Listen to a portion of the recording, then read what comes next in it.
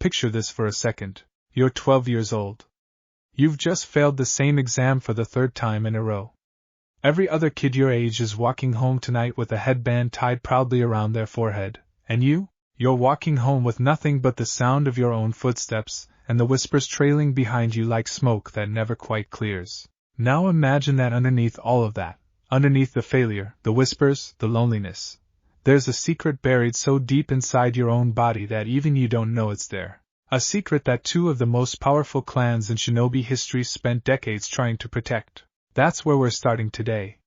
Because this isn't just another story about Naruto Uzumaki, the class clown, the dead last, the kid nobody wanted on their team. This is the story of the last Senju prince. The forgotten heir to the Uzumaki crown. He just doesn't know it yet. Stick with me. By the end of this chapter, you're going to understand exactly why this failed exam might be the luckiest thing that ever happened to him. And if you're new here, go ahead and hit that subscribe button now, because trust me, you are not going to want to miss where this one goes. Let's get into it. The sun had already dipped behind the Hokage monument by the time Naruto trudged out of the academy building, and the long shadows stretching across the courtyard felt like they were reaching for him personally. Iruka hadn't yelled at him this time. That was almost worse. He just looked at Naruto with that same tired, sympathetic expression, the one that said I believe in you and I don't know how to help you in the same breath, and told him to go home and rest. Rest. Right. As if rest was going to fix 3 years of failure. Naruto shoved his hands into his orange jacket pockets and kicked a pebble down the empty street. The village around him was doing what it always did in the evening, lanterns flickering to life. The smell of grilled fish and miso drifting from food stalls, families laughing behind lit windows. Every single sound felt like it was happening on the other side of a glass wall, close enough to see, too far away to touch. Failed again, huh? He didn't even turn around. He recognized the voice.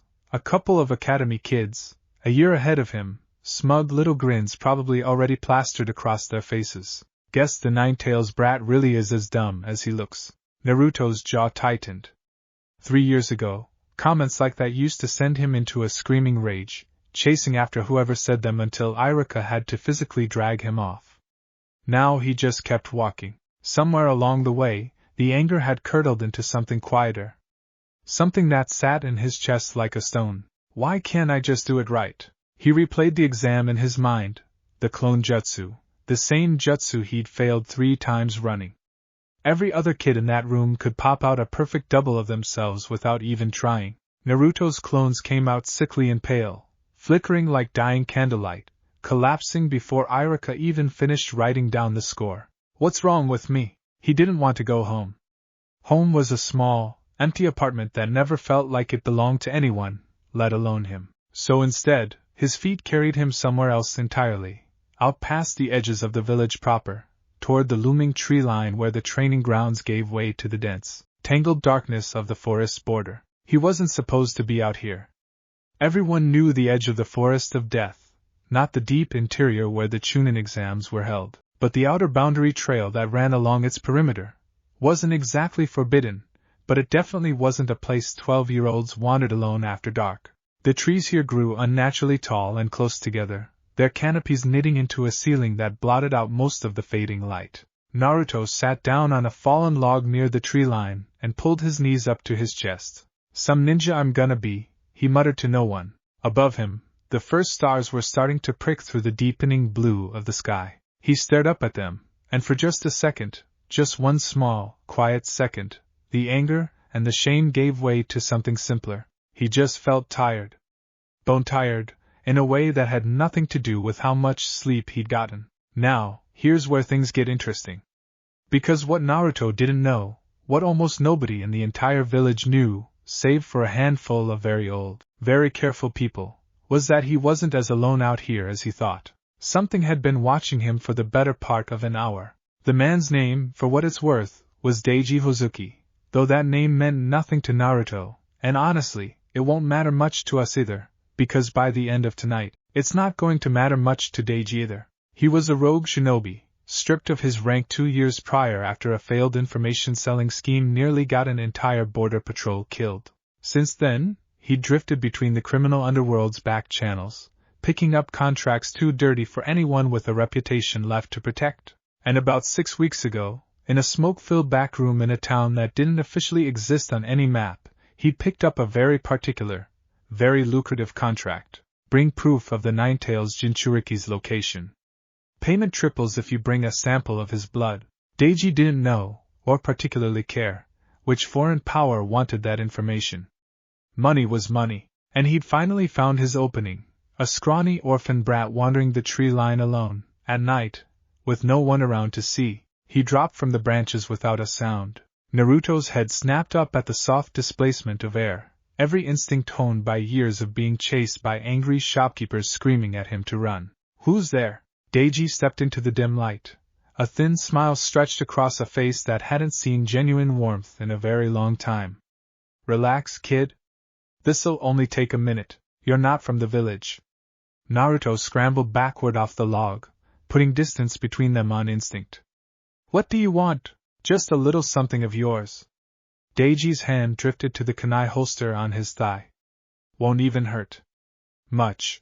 And this right here, is the moment everything changes. Naruto didn't wait to find out what won't even hurt much meant.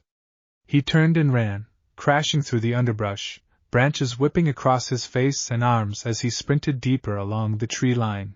Behind him, he heard Deiji's low chuckle and the near-silent thud of feet hitting the ground in pursuit. Think, come on, think. He had exactly one jutsu he was halfway decent at that wasn't academy standard, and it wasn't going to be enough. He didn't have Sasuke's fire jutsu or Sakura's precision. He barely had chakra control, let alone anything that could stop a grown man who clearly knew what he was doing. A kunai whistled past his ear and buried itself in a tree trunk inches from his face. Don't make this difficult, Deiji called out, almost bored. I just need a sample. Naruto's foot caught on an exposed root, and he went sprawling into a small clearing, the wind knocked out of him in a single painful burst. Before he could scramble up, a hand closed around the back of his jacket collar and hauled him upward, slamming him against the rough bark of a tree hard enough that stars burst behind his eyes. There we go. Deiji pulled the kunai free, turning it slowly so the fading light caught the edge. This is going to sting a little. Here's the thing about desperation, it doesn't ask permission. It doesn't wait for you to be ready. It just happens. Naruto's hand shot out, grabbing Deiji's wrist with a strength that surprised them both. For a heartbeat, the older shinobi's eyes widened.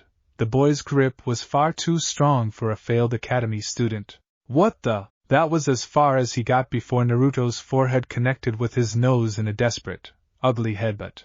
Deiji staggered back with a curse, blood streaming from his nostrils, and Naruto used the split-second opening to bolt. He didn't get far. A foot swept his legs out from under him, and he hit the ground hard, all the air punched from his lungs a second time. Before he could even try to rise, Deiji was on top of him, one knee pressing down on his chest with bruising force, kunai raised. You're a stubborn little rat, aren't you? Deiji spat blood to the side, fury replacing his earlier amusement. Fine. Forget the sample. I'll just take the whole arm back and let them extract what they need. This is it. No dramatic timer, no last-second warning bell. Just a 12-year-old boy pinned to the forest floor, staring up at a blade about to come down, and absolutely nothing standing between him and whatever came next. Naruto's mind went white with panic, and in that whiteness, something ancient and long dormant stirred. Deep within Naruto's own body, sealed at the very core of his navel where the Nine-Tails cage had been etched into his skin the night he was born, there existed a second seal. Smaller. Older. Layered so precisely beneath the first that even skilled sensory-type shinobi would never detect it without knowing exactly what to look for. It had been placed there, personally, by a woman who had died decades before Naruto ever drew breath. And as the kunai began its descent toward his exposed throat, that second seal, triggered not by any jutsu, not by any hand sign, but by the singular, absolute proximity of death, cracked. The clearing lit up. Not with fire, not with wind, but with a soft, pulsing red-gold light that erupted from beneath Naruto's jacket, spiraling outward in patterns that looked disturbingly similar to the whirlpool crest stitched onto the back of an old, faded jacket he'd never known belonged to his mother. Deiji froze mid-strike, eyes going wide with something close to primal fear. What is this? Naruto felt it before he understood it, a surge of raw, foreign energy erupting up through his chest, wild and untamed, nothing like the thin trickle of chakra he'd struggled to summon in every academy exam he'd ever failed. It didn't feel like the Ninetales chakra either. He'd felt echoes of that before, in moments of fear or rage, hot and malicious and pressing against the edges of his mind. This was different. This felt green, alive. The ground beneath both of them convulsed. Thin, snaking tendrils of dark wood burst upward from the earth, wrapping around Deiji's ankle and wrist with crushing, unnatural speed, hauling him bodily off of Naruto and slamming him into the nearest tree trunk with bone-jarring force. Deiji screamed, more from shock than pain, staring down at the living wood coiled around his limbs like some nightmare-given root and branch. That's impossible.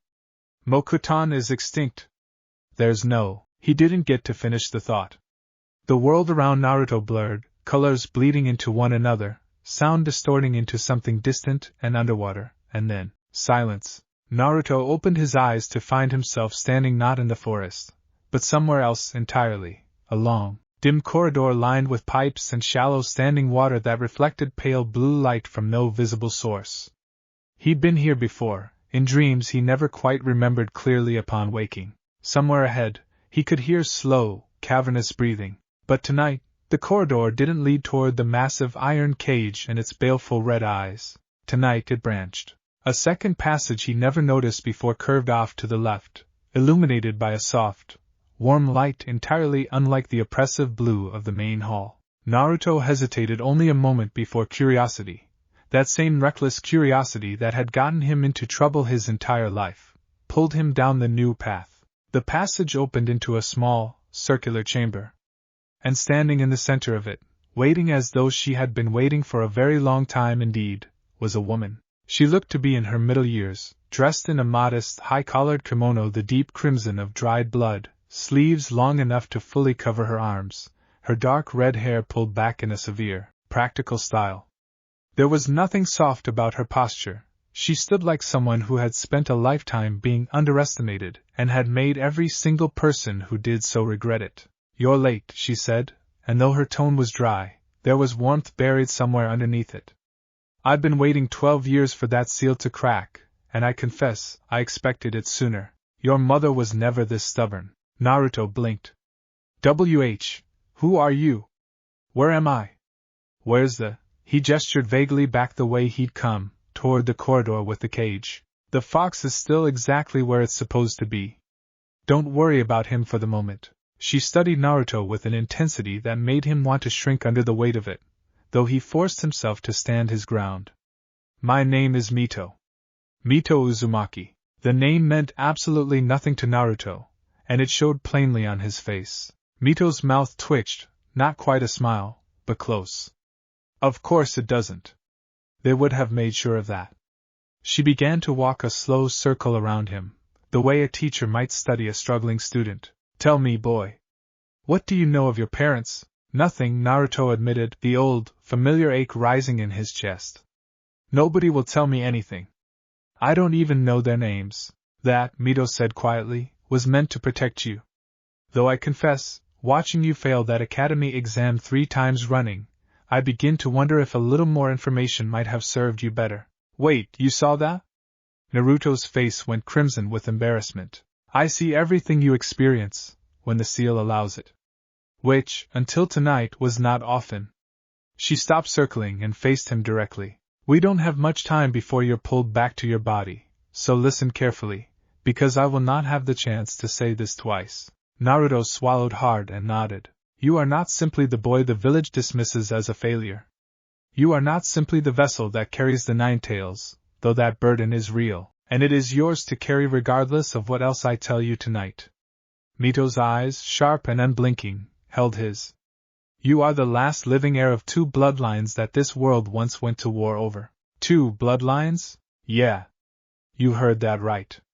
And if you think that's a lot to drop on a 12-year-old who just got jumped in the woods, buckle up, because it gets bigger. Your mother, Mito continued, was Kushina Uzumaki, a daughter of the royal line of Uzushiogakure, the hidden whirlpool. My own descendant, through a branch of the family few outside our clan ever knew existed. She carried within her blood the sealing techniques developed and perfected by the first king of our clan. Techniques so powerful that entire nations conspired to see Uzushiogakure destroyed rather than risk them falling into any single power's hands. Naruto's mouth had gone dry. The village that got wiped out? That thing? Uzushiogakure, yes. Reduced to rubble decades before you were born, its people scattered or slaughtered, its techniques presumed lost to history. A flicker of old grief passed behind Mito's eyes before her composure reasserted itself. Your mother was one of the very few of royal blood to survive, smuggled into Konoha as a child and raised in secrecy. She grew into one of the finest sealing masters this world has ever produced. And she gave that gift to you, sleeping in your blood, waiting. Okay, Naruto said slowly, still trying to process the sheer scale of what he was being told. That's a lot. But you said 2 bloodlines? Mito's expression shifted, something almost sorrowful crossing her features. Your father's line is more complicated to explain, and there is far less time than I would like. Suffice to say, your father carried, through a lineage hidden even from most of his own allies, the blood of the Senju clan, the very clan that founded this village alongside the Uchiha. Naruto actually staggered back a step. The Senju? Like the first Hokage? Precisely like the first Hokage. A distant line, thinned by generations of careful concealment, but the blood ran true enough. True enough that, tonight, threatened with death, your body reached for it instinctively. Mito's gaze flicked meaningfully toward some point beyond the chamber's walls, back toward the waking world where his body lay in a clearing surrounded by living wood. You called on the Mokutan, boy, a power thought extinct for over a decade. I imagine there is a rather stunned criminal currently wrapped in tree roots who would agree. Naruto's head was spinning. Senju. Uzumaki. Kings and princes and clans that had gone to war and been erased from history, all of it apparently sitting dormant inside him his entire life while he sat in the back of academy classrooms failing basic clone jutsu. Why, he finally managed, voice cracking slightly, why didn't anyone tell me? Mito's expression softened, just slightly, the first genuine crack in her formidable composure. Because both of these bloodlines have been hunted before, child. Because the very existence of a living Senju heir, combined with the resurrection of Uzushiogakures royal sealing arts, would make you the single most valuable, and most dangerous, target in the shinobi world. Your parents died protecting this village, and those who protected you afterward made the difficult choice to bury this truth alongside them, hoping you might live long enough to grow strong enough to protect yourself before the truth ever surfaced. Well, Naruto said, a bitter edge creeping into his voice. Guess that plan's kind of falling apart right about now, huh? Indeed. For just a moment, something almost like amusement flickered across Mito's face. Which is precisely why I am waking now, rather than waiting for a more convenient hour. The chamber around them had begun to blur at the edges, the warm light dimming as though a great distance were opening up between them. Wait! Naruto reached out instinctively, though Mito's form was already growing indistinct. You can't just... There's a guy out there trying to kill me. What am I supposed to do? Mito's voice reached him as though from very far away now, calm and steady even as the vision dissolved. Trust the body you were born into, boy. It remembers even when your mind does not. Survive tonight. Grow strong. And when you are ready, truly ready, seek what your mother left behind. There is more waiting for you than an old woman's ghost and a handful of half-answered questions. Wait. What did she leave? Where do I even? Wake up, Naruto. He woke up gasping, back in the clearing, the taste of copper in his mouth and every muscle in his body screaming in protest. The world snapped back into brutal, immediate focus.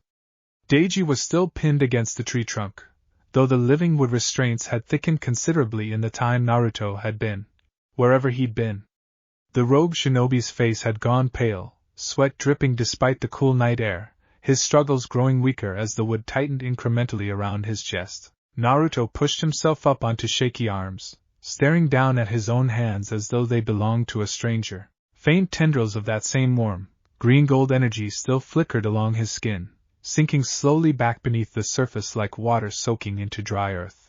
Trust the body you were born into. Okay.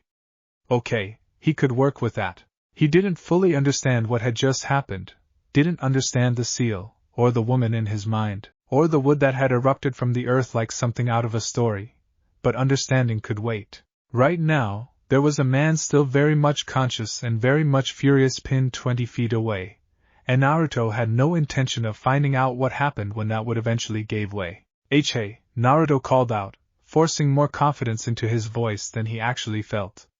You want to tell me who sent you? Or should I just let the trees finish the job? Deiji's eyes, wild with a mixture of pain and fury, snapped toward him. You little demon, what are you? Pretty sure that's my line, Naruto muttered, climbing unsteadily to his feet. That was when the air around them shifted, the particular, heavy pressure of a skilled shinobi's presence announcing itself before its owner even came into view. 3 shadows dropped from the surrounding trees in near-perfect silence, forming a loose triangle around the clearing. Umbu. Masked, armored, deadly quiet. Naruto's stomach dropped. How long had they been watching? One of the masked figures, a woman wearing a mask carved into the shape of a cat, her long hair bound securely away from her face, approached Deiji's restrained form and pressed 2 fingers to his throat, checking for something with clinical efficiency before glancing back toward the others. Contain and restrain. Alert Hokage-sama immediately. Priority notification. Her masked face tilted, just slightly, toward Naruto, and even without seeing her expression, he could feel the weight of her scrutiny. The boy is uninjured. Mostly. Mostly was doing a lot of work in that sentence, Naruto thought, glancing down at the fresh bruises already blooming along his ribs, and the shallow scrape along his cheek. Within minutes, the clearing had been transformed into a controlled scene. Deiji hauled away between 2 ANBU, still sputtering half-formed threats and questions about Mokutan that nobody bothered answering, while the cat-masked woman remained behind, crouched at eye level with Naruto. Can you tell me what happened here? Her voice, muffled slightly by the mask, was gentler than her earlier tone had suggested. Naruto hesitated. Trust the body you were born into. There is more waiting for you than an old woman's ghost. Whatever this was, whatever he just learned, some instinct deeper than his usual impulsiveness told him this wasn't information to be shared in a forest clearing with a masked stranger, no matter how official she looked. He jumped me, Naruto said finally, which was true enough. Said he wanted something of mine? I don't really know what happened after that. Everything just kinda went white. The cat-masked woman studied him a moment longer, and Naruto had the distinct, uncomfortable sensation that she didn't entirely believe him, but for whatever reason, chose not to push. The Hokage will want to speak with you directly, she said instead, straightening up. Come with me. The walk back through the village felt like moving through a dream that refused to fully resolve into reality. Naruto trailed slightly behind the ANBU escort, his mind replaying fragments of the vision on an endless loop. Mito's steady crimson-clad presence, the words Senju and Uzumaki King echoing louder than anything else, the memory of living wood erupting from his own 2 hands like something out of an old bedtime story, the last Senju prince. It sounded ridiculous even inside his own head. Absurd. The kind of thing you'd expect from one of Iruka-sensei's stories about legendary shinobi, not something that happened to the dead last failure of his academy class. And yet, his ribs still ached from where Deiji had slammed him into a tree. The taste of copper still lingered faintly at the back of his throat. Whatever had happened out there had been real, painfully, undeniably real, and somewhere out there, an ancient rival clan's bloodline and a destroyed kingdom's forbidden sealing arts were apparently both sitting dormant inside his own body, waiting. Waiting for what, exactly? They reached the base of the Hokage's residence, the tall red-roofed building looming against the star-scattered sky, a single lit window glowing near the top floor despite the late hour. The cat-masked ANBU paused at the entrance, glancing down at him one final time. Hokage-sama is already aware of the incident. He'll want the full account. A beat of hesitation, almost imperceptible. Whatever you saw tonight, whatever you experienced, it would be wise to tell him everything. All of it. Naruto's throat tightened. Does she know? Does she already know what I saw? He didn't get the chance to ask. The doors opened before he could form the question, spilling warm lamplight out into the cool night air, and the familiar, weathered face of the third Hokage appeared in the doorway, his expression a careful, practiced mask that didn't quite hide the genuine concern flickering underneath. "Naruto," Hiruzen said quietly, stepping aside to let him through. "I think it's time we had a very long overdue conversation." Behind him, through the open doorway, Naruto could just make out the edge of a locked cabinet built into the far wall of the Hokage's private study, the kind of cabinet that, he was starting to suspect, held far more secrets about his life than he'd ever been allowed to know. And there it is. Because here's the thing about secrets buried deep enough, sooner or later, something always cracks them open. Sometimes it's time.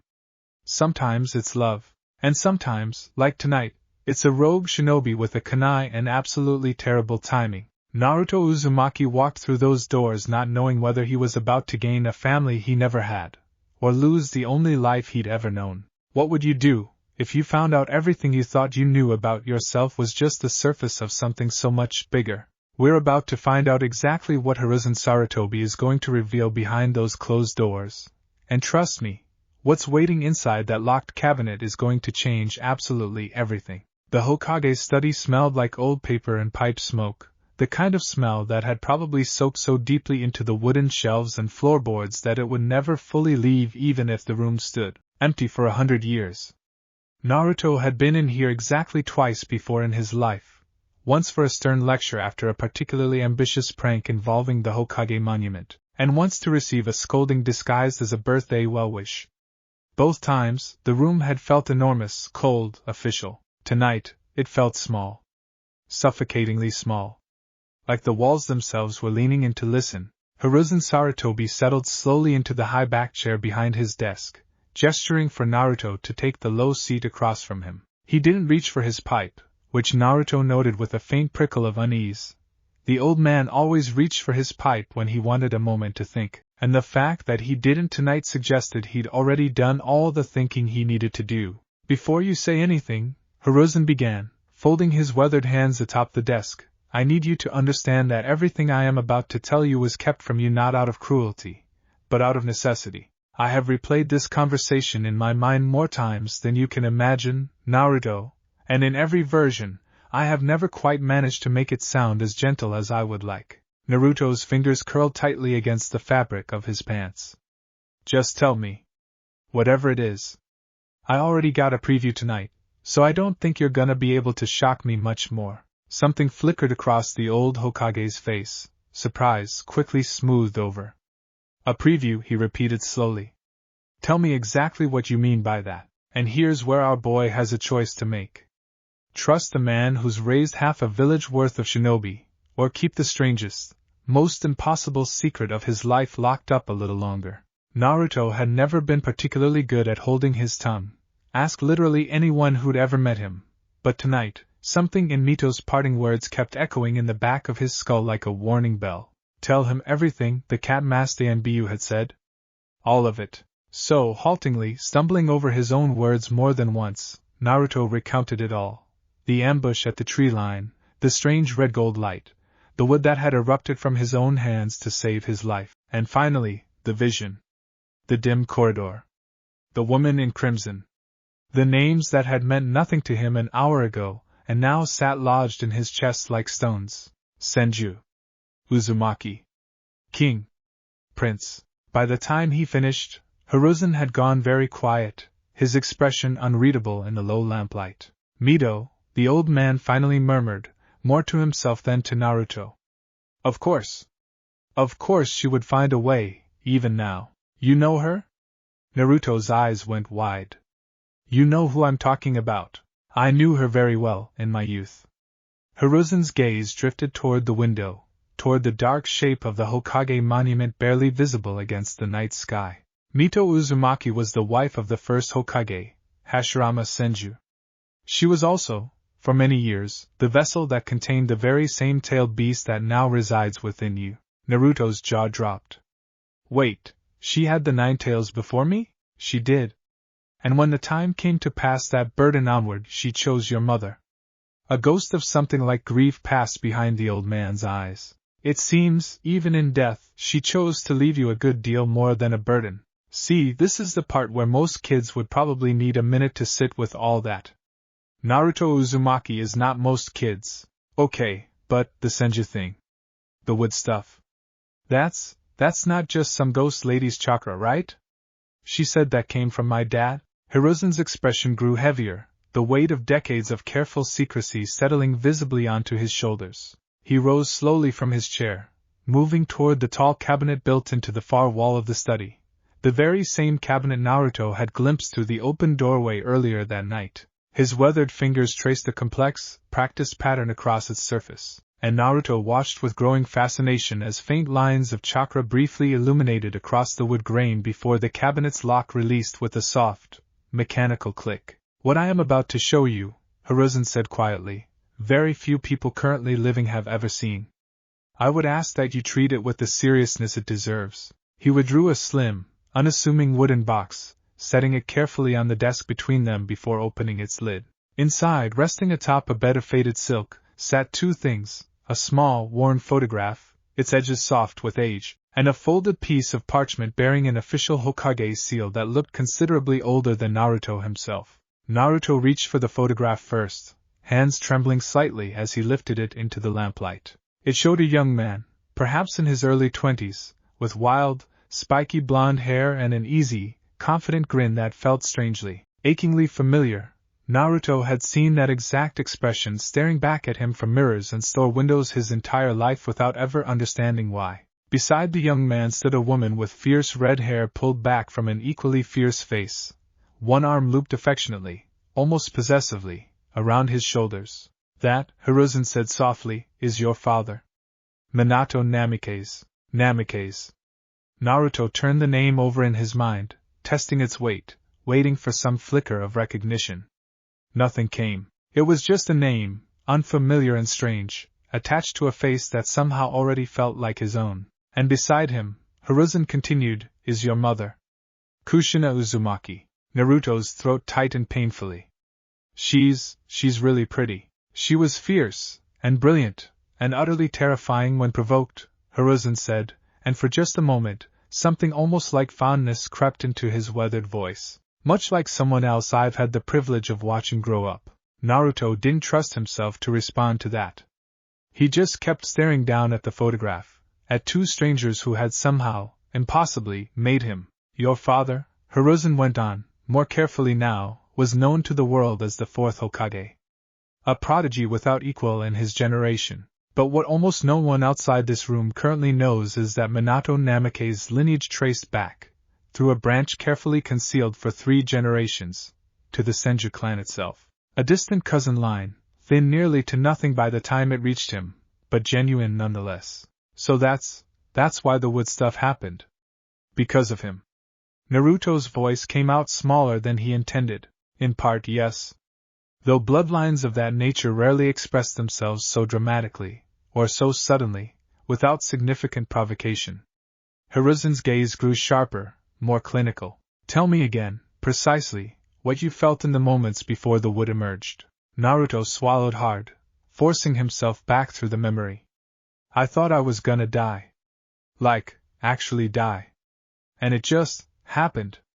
Like my body did it without asking me first. Hiruzen nodded slowly, as though confirming something he'd already suspected. Dormant bloodlines, when suppressed by seals as sophisticated as the ones your mother and her allies constructed, often require significant emotional or physical trauma to breach their containment. It appears tonight provided exactly that. Well, when you put it that way, at least almost getting murdered in the woods was good for something. Naruto set the photograph down with a reverence that surprised even himself, smoothing his thumb briefly across the worn edge before turning his attention to the folded parchment still resting in the box. What's that one? Hiruzen's expression grew, if anything, even more guarded. That is the official record of your parentage, sealed under my personal authority the night you were born.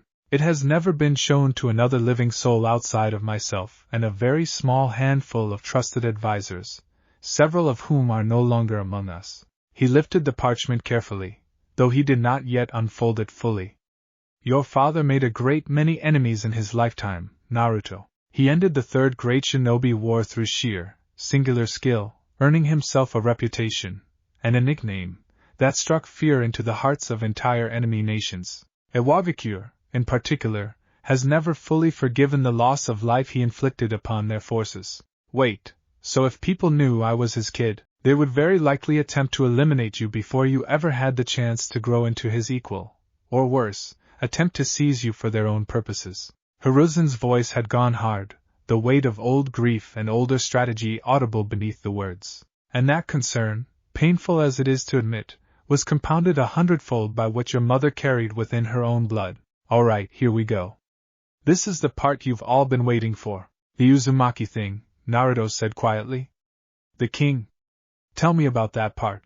Hiruzen was quiet for a long moment, his gaze distant, as though looking through the walls of the study and back across decades of buried history. Uzushiogakure, he finally said, the hidden whirlpool village, was once among the most formidable shinobi villages in the world, not through sheer numbers, for the Uzumaki clan was never large, but through the singular, unparalleled mastery of fuinjutsu that ran through their bloodline like a second chakra network. Sealing arts capable of binding tailed beasts, of constructing barriers that could withstand entire armies, of techniques so complex that even now, decades after the village's fall, our finest sealing specialists struggle to fully replicate what the Uzumaki accomplished as a matter of course. So that's what Mito meant. About techniques nations went to war over, precisely. Hiruzen's expression darkened further. Uzushiogakures' power, though formidable, was ultimately its undoing. A coalition of rival nations, threatened by what the Uzumaki clan might become should their influence continue to grow unchecked, moved against the village in a coordinated assault. The village fell. Its people were scattered, hunted, or killed in the years that followed, their techniques presumed lost or destroyed alongside them. But my mom survived. Your mother was smuggled out as a child, along with a small handful of other survivors, and brought here to Konoha under careful, controlled secrecy, a secrecy maintained in part due to the long-standing alliance between our two villages, and in part due to a debt owed personally by myself to those who protected her during the crossing. Hiruzen finally unfolded the parchment, though he angled it away from Naruto's immediate view, scanning its contents with the practiced eye of a man revisiting words he'd read 100 times before. What almost no one beyond myself and a small circle of trusted allies ever knew, however, was that your mother was not merely a survivor of Uzushiogakures' fall. She was directly descended from the royal line that founded the village itself, a line tracing back to Ashina Uzumaki, the very first king of the hidden whirlpool. The word hung in the air between them, strange and heavy. A king. An actual, honest-to-goodness king. Naruto had spent his entire life being told he was nobody, no family, no clan, no name worth remembering.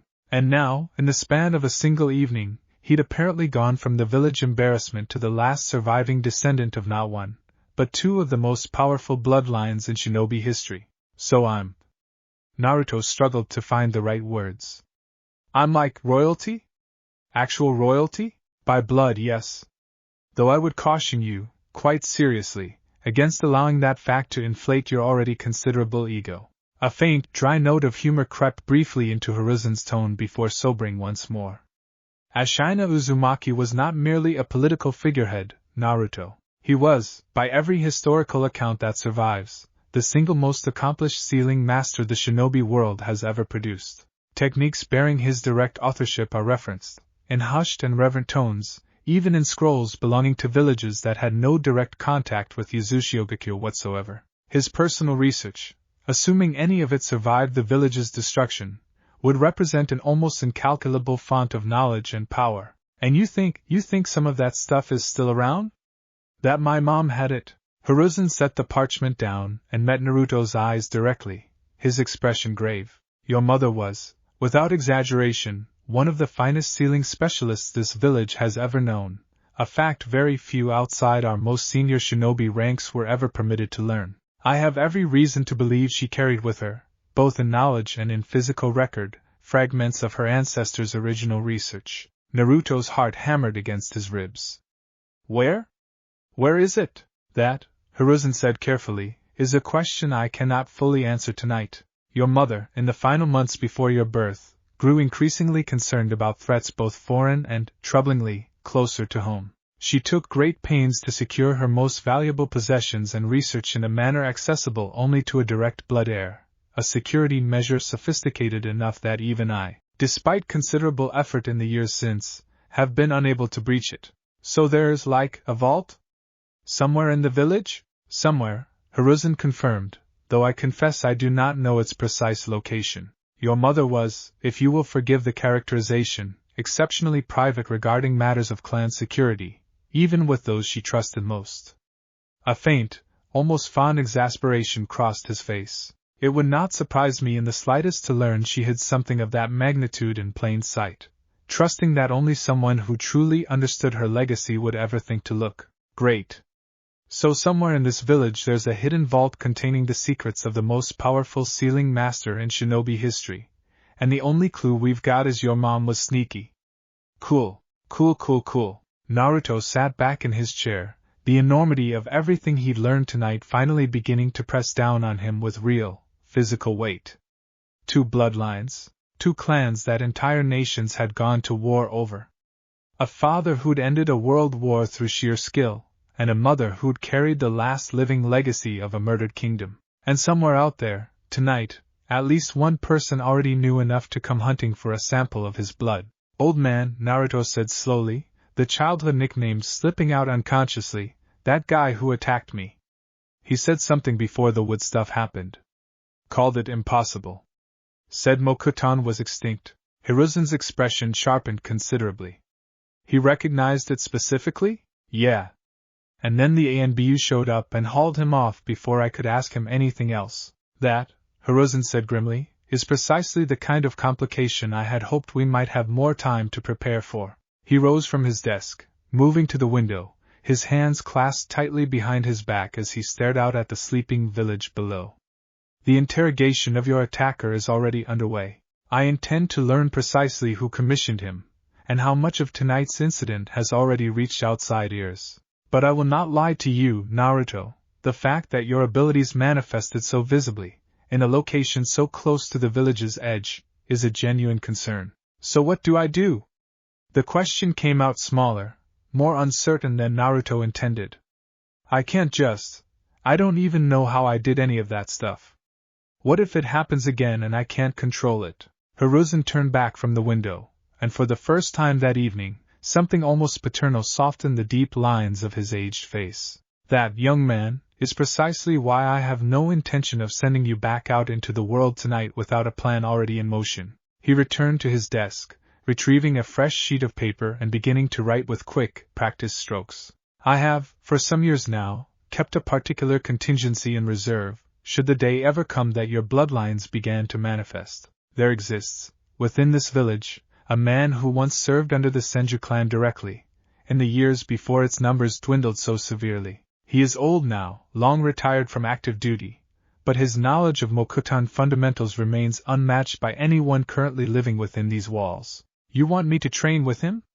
In secret? I want you, Hiruzen said firmly, setting down his brush and meeting Naruto's eyes with unmistakable seriousness, to begin controlled, careful instruction immediately, before your academy team placements occur, and certainly before you find yourself in another situation where uncontrolled bloodline manifestation might occur at a considerably worse moment than tonight's. This training must remain absolutely confidential. Not your classmates. Not your instructors, save for those I personally clear to know. Not even your future teammates, once assignments are made. Naruto's stomach twisted uncomfortably. You want me to lie to my team? I want you, Hiruzen said more gently now, to protect a secret that has already cost lives to keep buried, until you are strong enough, and until this village is politically stable enough, to ensure that secret's revelation does not immediately place you, and quite possibly this entire village, in grave danger. He paused, studying Naruto's crestfallen expression with evident sympathy. I do not ask this lightly, Naruto. And I promise you, this arrangement is not intended to last forever. But for now, discretion is not merely advisable. It is essential to your survival. Yeah. No pressure or anything. Naruto exhaled slowly, running a hand through his messy blonde hair. He now realized with a strange, aching pang, that had come directly from the father staring back at him from that worn photograph. Okay. Fine. I'll do the secret training thing. But you gotta promise me something too, old man. Hiruzen raised an eyebrow, clearly not accustomed to 12-year-olds negotiating terms with him in his own study. And what might that be? You gotta tell me everything else you know. No more secrets. Not the big stuff, anyway. Naruto's jaw set with a determination that, for just a moment, looked remarkably like the fierce, unyielding expression captured in the photograph of his mother. I spent my whole life not knowing anything about who I was. I'm not doing that anymore.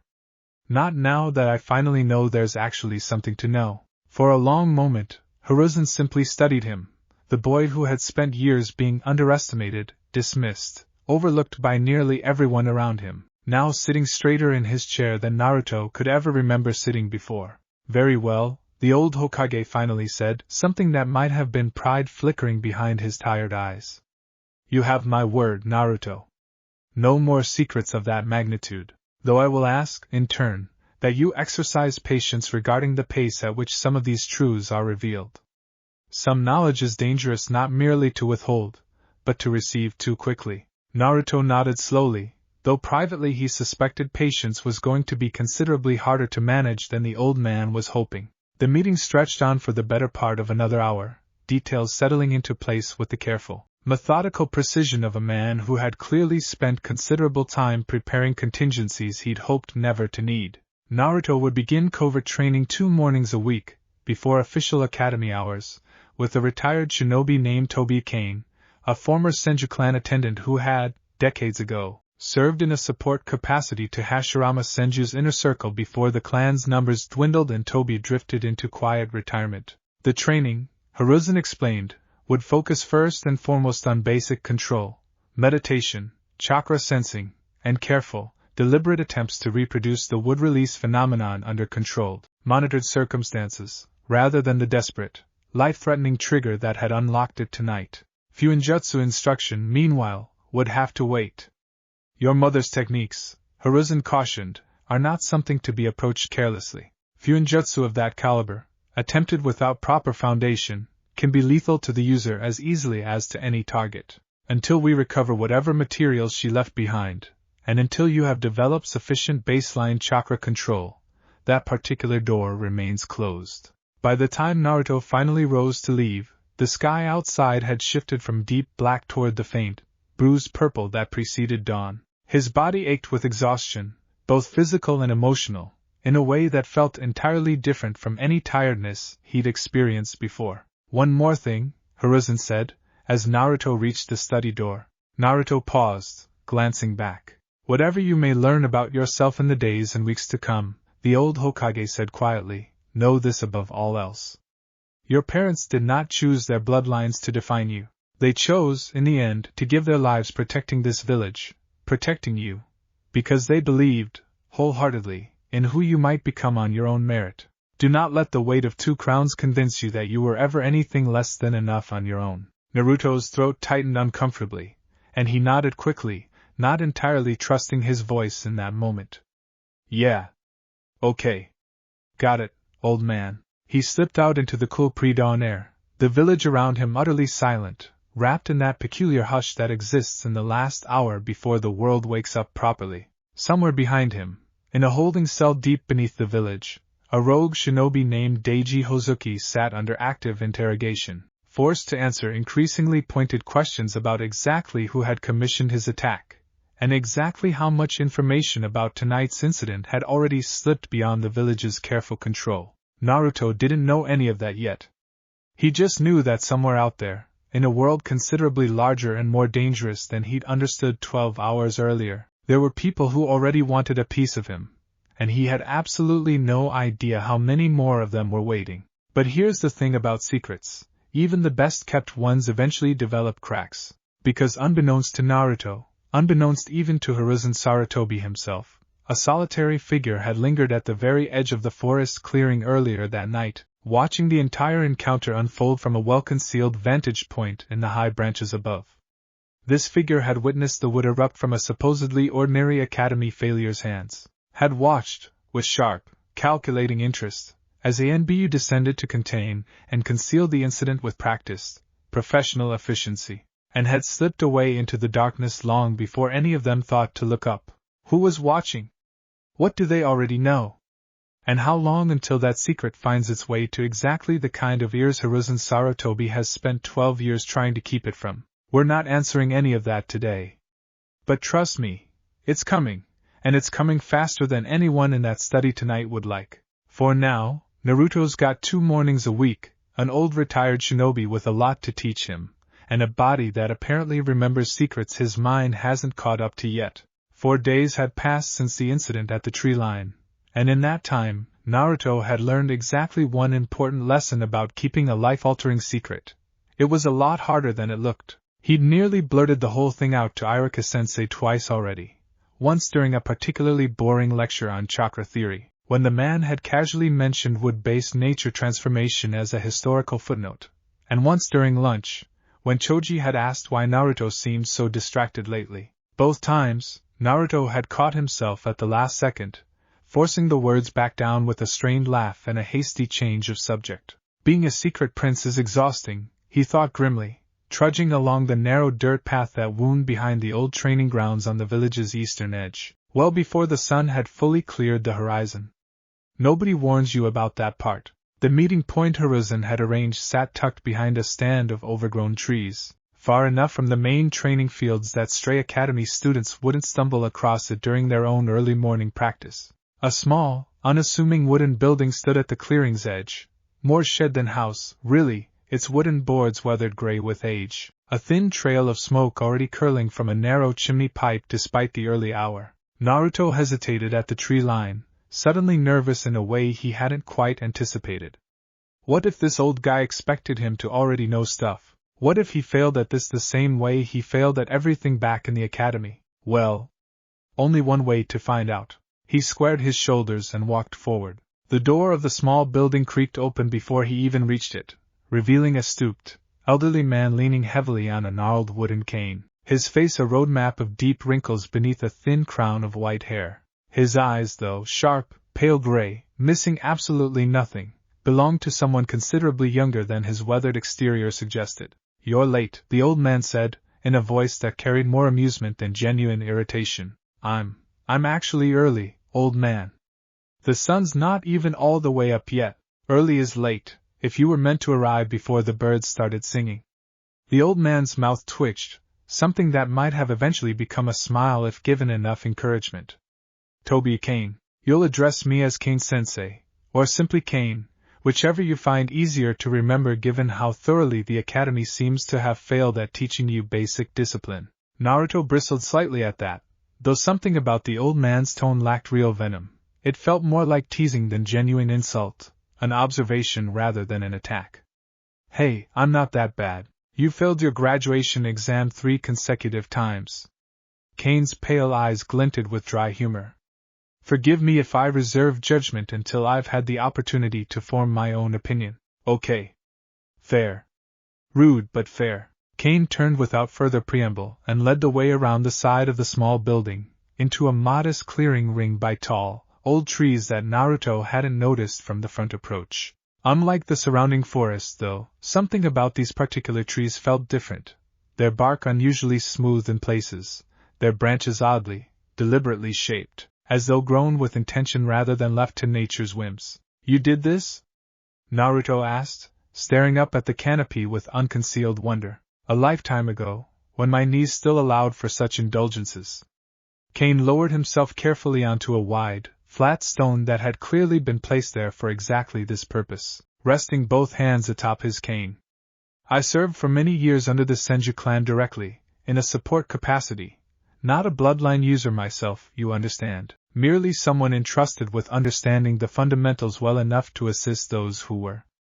When Lord Hiruzen approached me some years back regarding a contingency, shall we say, I confess I did not expect to see it realized quite this soon. So you knew? This whole time you knew about me? I knew a possibility existed. Possibilities and certainties are very different creatures, boy. Kane studied him with those sharp gray eyes, something assessing and patient in his gaze. Now, before we proceed any further, I require you to understand something fundamental about the nature of what you experienced 4 nights ago. Because I suspect the Hokage's explanation, however well-intentioned, left you with a rather romanticized notion of what Mokutan actually is. Naruto shifted uncomfortably. It's tree powers? Kane's expression suggested he'd expected precisely this answer, and was profoundly unimpressed by it regardless. Mokuton is the combination of two distinct chakra natures, earth and water, fused together through a process of internal balance so precise that even among the Senju clan at the height of their power, true mastery was exceedingly rare. What you accomplished 4 nights ago was not mastery. It was raw, desperate, uncontrolled instinct, and I want you to understand very clearly that had circumstances been even slightly different, that same uncontrolled burst could have killed you just as easily as it saved you. Well, that's a cheerful start to the day. So what do we do? Naruto asked, some of his earlier bravado deflating slightly under the weight of that warning. We begin, Kane said, the way every true student of Mokuton begins, regardless of how tempting it may be to skip directly toward growing forests and crushing enemies beneath living roots, which I can already see reflected rather transparently on your face. He gestured with his cane toward the packed earth directly in front of Naruto. Sit. Cross your legs. And prepare to be profoundly bored for the majority of the next several weeks. If Naruto had imagined his secret training as an immediate montage of impressive tree summoning and dramatic power growth, reality delivered a considerably less glamorous experience. The first hour consisted entirely of breathing exercises, deep, deliberate breaths timed to a rhythm Kane dictated with slow taps of his cane against the stone beneath him. The second hour introduced the concept of internal chakra balance, a lengthy, patient explanation of how earth and water natures needed to exist in careful equilibrium within his coils before any true fusion could occur. This is boring, Naruto complained, somewhere around the 90-minute mark, his legs cramping from sitting cross-legged for so long without moving. Growth is rarely as exciting as the growing, Kane replied placidly, not opening his eyes from where he sat in his own meditative posture. Tell me, boy, when you summoned wood 4 nights ago, did it feel controlled? Deliberate? Or did it feel as though something had reached through you and acted on your behalf? Naruto considered the question honestly for the first time. The second one, I guess. Like it just happened. I didn't do anything, really, precisely. Kane finally opened his eyes, fixing Naruto with a look of genuine seriousness. And that, young man, is the difference between a bloodline that controls its host, and a shinobi who has mastered the bloodline within himself. Hashirama Senju did not become the leader of shinobi. He paused, correcting himself with a faint grimace, clearly recalling some standing instruction. Did not become the single most powerful shinobi of his generation through instinct alone. He achieved it through discipline so rigorous that his control over Mokuton eventually became as natural and precise as breathing. That is what we are building toward. Not power. Control. Naruto slumped slightly, though something in the old man's explanation had genuinely struck a chord. He thought back to the vision of Mito, to her insistence that his body remembered even when his mind didn't, and found himself, despite the boredom, actually wanting to understand why, rather than simply wanting to skip ahead to results. Okay, he said, straightening his posture again. Show me the breathing thing again.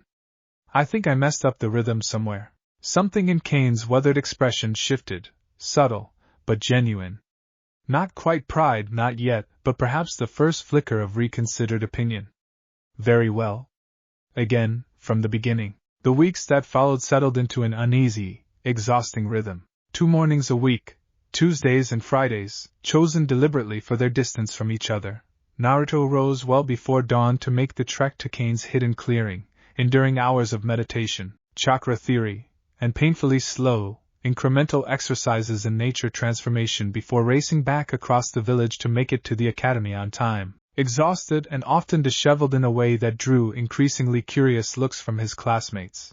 You look terrible, Sakura informed him bluntly, one particularly rough Wednesday morning, wrinkling her nose as Naruto nearly face-planted into his desk from sheer exhaustion. Are you even sleeping? I sleep plenty. Naruto protested, stifling a yawn that undercut his own argument rather dramatically. Sure you do, Sakura said unconvinced, before turning her attention pointedly back towards Sasuke, who as usual offered no reaction whatsoever to the exchange happening beside him. Sasuke. Naruto found his gaze drifting toward his rival more than once during those weeks, an uncomfortable new awareness settling into his chest each time. Sasuke, too, carried the weight of a nearly extinguished bloodline, the last true heir of a clan wiped out in a single, horrific night. There was something uncomfortably parallel about their situations that Naruto hadn't fully considered before, and he found himself wondering, more than once, what Sasuke would think if he ever learned the truth Naruto now carried. He'd probably just get that stupid smug look and say something about how he's still stronger anyway. The thought was almost enough to make Naruto smile, even through the exhaustion. Progress, when it finally came, arrived in frustratingly small increments. By the end of the second week, Naruto had managed to achieve something Kane grudgingly acknowledged as acceptable balance between earth and water chakra natures, a fragile, wavering equilibrium that collapsed the instant he lost focus, but which existed, however briefly, when he concentrated hard enough. Good, Kane said during one particularly grueling Friday session, watching Naruto's trembling hands with a critical eye. Now, today, we attempt something slightly more ambitious. Naruto perked up immediately, exhaustion forgotten. Wait, seriously? Like actual Mokuton stuff? A single sapling, Kane clarified, holding up one weathered finger in clear warning. Nothing more ambitious than that. I want you to focus your balance chakra into your dominant palm, and rather than forcing an outcome, I want you to simply release. Let the chakra follow the pathway your body already remembers. Trust the body you were born into. Mito's words echoed unbidden in Naruto's memory. He settled into position, closing his eyes, drawing on the weeks of careful breathing exercises to steady his racing thoughts. Slowly, deliberately, he began cycling chakra through the careful balance Kane had drilled into him session after session, feeling the familiar warmth building in his palm, not the wild, uncontrolled surge from the forest clearing, but something smaller, more contained, waiting patiently at the edge of his awareness. Now, he released it. For one heart-stopping moment, nothing happened at all, and Naruto's stomach dropped with the familiar, crushing weight of failure he'd carried through 3 consecutive academy exams. Then, impossibly, a single thin, pale green shoot pushed up through the packed earth beneath his outstretched palm, unfurling with agonizing slowness into a small, delicate sapling no taller than his hand, its 2 tiny leaves trembling slightly in the morning breeze. Naruto stared at it, utterly frozen, hardly daring to breathe. I did it, he whispered, disbelief thick in his voice. I actually. His legs suddenly buckled beneath him, exhaustion crashing down all at once as the chakra expenditure caught up to his body, and he would have collapsed entirely if Kane hadn't reached out with surprising speed to steady him. Careful, the old man cautioned, though something warmer than his usual dry amusement had crept into his tone. Chakra exhaustion of that nature is not to be taken lightly, particularly given how young and untrained your reserves remain. Naruto sank gratefully onto the stone beside his mentor, staring at the tiny sapling with an expression of dumbstruck wonder that hadn't crossed his face in longer than he could remember. I made that. I actually made that. You did. Kane's weathered face, for the first time since their training began, broke into something that was unmistakably a genuine smile. It is small. It is imperfect. It very nearly cost you far more chakra than such a modest result should reasonably require. He paused, studying the trembling boy beside him with something that looked remarkably like the beginning of respect. But it is real, Naruto Senju. Genuinely, undeniably real. The unfamiliar surname hung strangely in the morning air, and Naruto felt something complicated twist in his chest at hearing it spoken aloud for the first time. Pride and grief and disbelief all tangled together into something he didn't quite have words for yet. Don't call me that, he finally said, though not with any real heat. Not yet. I mean, I haven't even told anybody. It doesn't feel like it's mine yet. Kane studied him a moment longer before nodding slowly, understanding evident in his sharp gray eyes. Very well. Naruto, then. Simply Naruto, until you decide otherwise. They sat together in companionable silence for several long minutes, watching the tiny sapling sway gently in the morning breeze, before Kane finally rose with the aid of his cane, signaling the session's end. You've made genuine progress today, the old man said, as Naruto gathered himself unsteadily to his feet. But I want you to understand something important before you leave. What you accomplished just now, a single sapling, achieved under careful, controlled circumstances, after weeks of preparation, required every ounce of concentration and chakra control you currently possess. The wood you summoned during that attack 4 nights ago was exponentially more powerful, achieved with none of that preparation whatsoever. Naruto's brow furrowed. So, what does that mean? It means, Kane said gravely, that beneath the surface, your true capacity likely far exceeds what you are currently capable of consciously accessing. That is not a comforting thought, young man. Raw, unrealized potential of that magnitude, without the discipline to properly channel it, is precisely the sort of thing that gets careless shinobi killed, or worse, gets the people around them killed instead. His expression softened slightly at whatever he saw reflected on Naruto's face. I do not say this to frighten you. I say this because I suspect you are precisely the sort of student who will need reminding, repeatedly, that patience is not weakness. It is survival. Well, when he puts it that way, patience suddenly sounds a lot more appealing. Naruto nodded slowly, the weight of the warning settling seriously into his chest for the first time. Yeah. Okay. I get it. Good. Kane turned back toward the small wooden building, gesturing for Naruto to follow. Now go. You'll be late for your academy lessons, and I suspect explaining a second consecutive week of chronic exhaustion to your instructors would raise precisely the sort of questions Lord Hiruzen has asked us both to avoid. The academy day passed in a hazy, disconnected blur, Naruto's mind still lingering on the small, trembling sapling he'd left behind in Kane's hidden clearing. He barely registered Iruka's lecture on basic tactical formations, barely noticed Shikamaru's usual muttered complaints about the whole ordeal being troublesome, barely reacted when Kiba made some half-hearted jab about his disheveled appearance during lunch. It wasn't until the final bell rang, and Iruka called for everyone's attention with an unusually serious expression, that Naruto finally snapped back to full awareness. As most of you are aware, Iruka announced, addressing the assembled class, team placements will be finalized and announced within the coming weeks. I want each of you to use this time wisely, not merely reviewing jutsu and tactics, but reflecting seriously on what kind of shinobi you intend to become, and what kind of teammate you intend to be. A ripple of nervous energy moved through the classroom. Naruto felt his stomach tighten with a complicated mixture of excitement and dread. Team placements meant, inevitably, the beginning of real missions, real responsibility, and real scrutiny from a Jonin instructor whose sole job would be evaluating his every move. Which means I'm gonna have to be way more careful about hiding all this stuff. He glanced sideways at Sasuke, who sat with his usual unreadable expression, apparently unbothered by the announcement, and then at Sakura, whose face had lit up with poorly concealed hope at the prospect of being placed alongside her crush. If I get stuck on a team with those two, Naruto thought, an uncomfortable knot forming in his stomach, how am I supposed to keep any of this hidden? The days leading up to team placement stretched Naruto's patience, and his secret-keeping abilities in equal measure. His training sessions with Kane intensified, the old man pushing him toward a second and eventually third sapling, each attempt marginally easier than the last, though the exhaustion that followed remained just as brutal. You're improving, Kane noted, during their final session before team placements were scheduled to be announced. Slowly.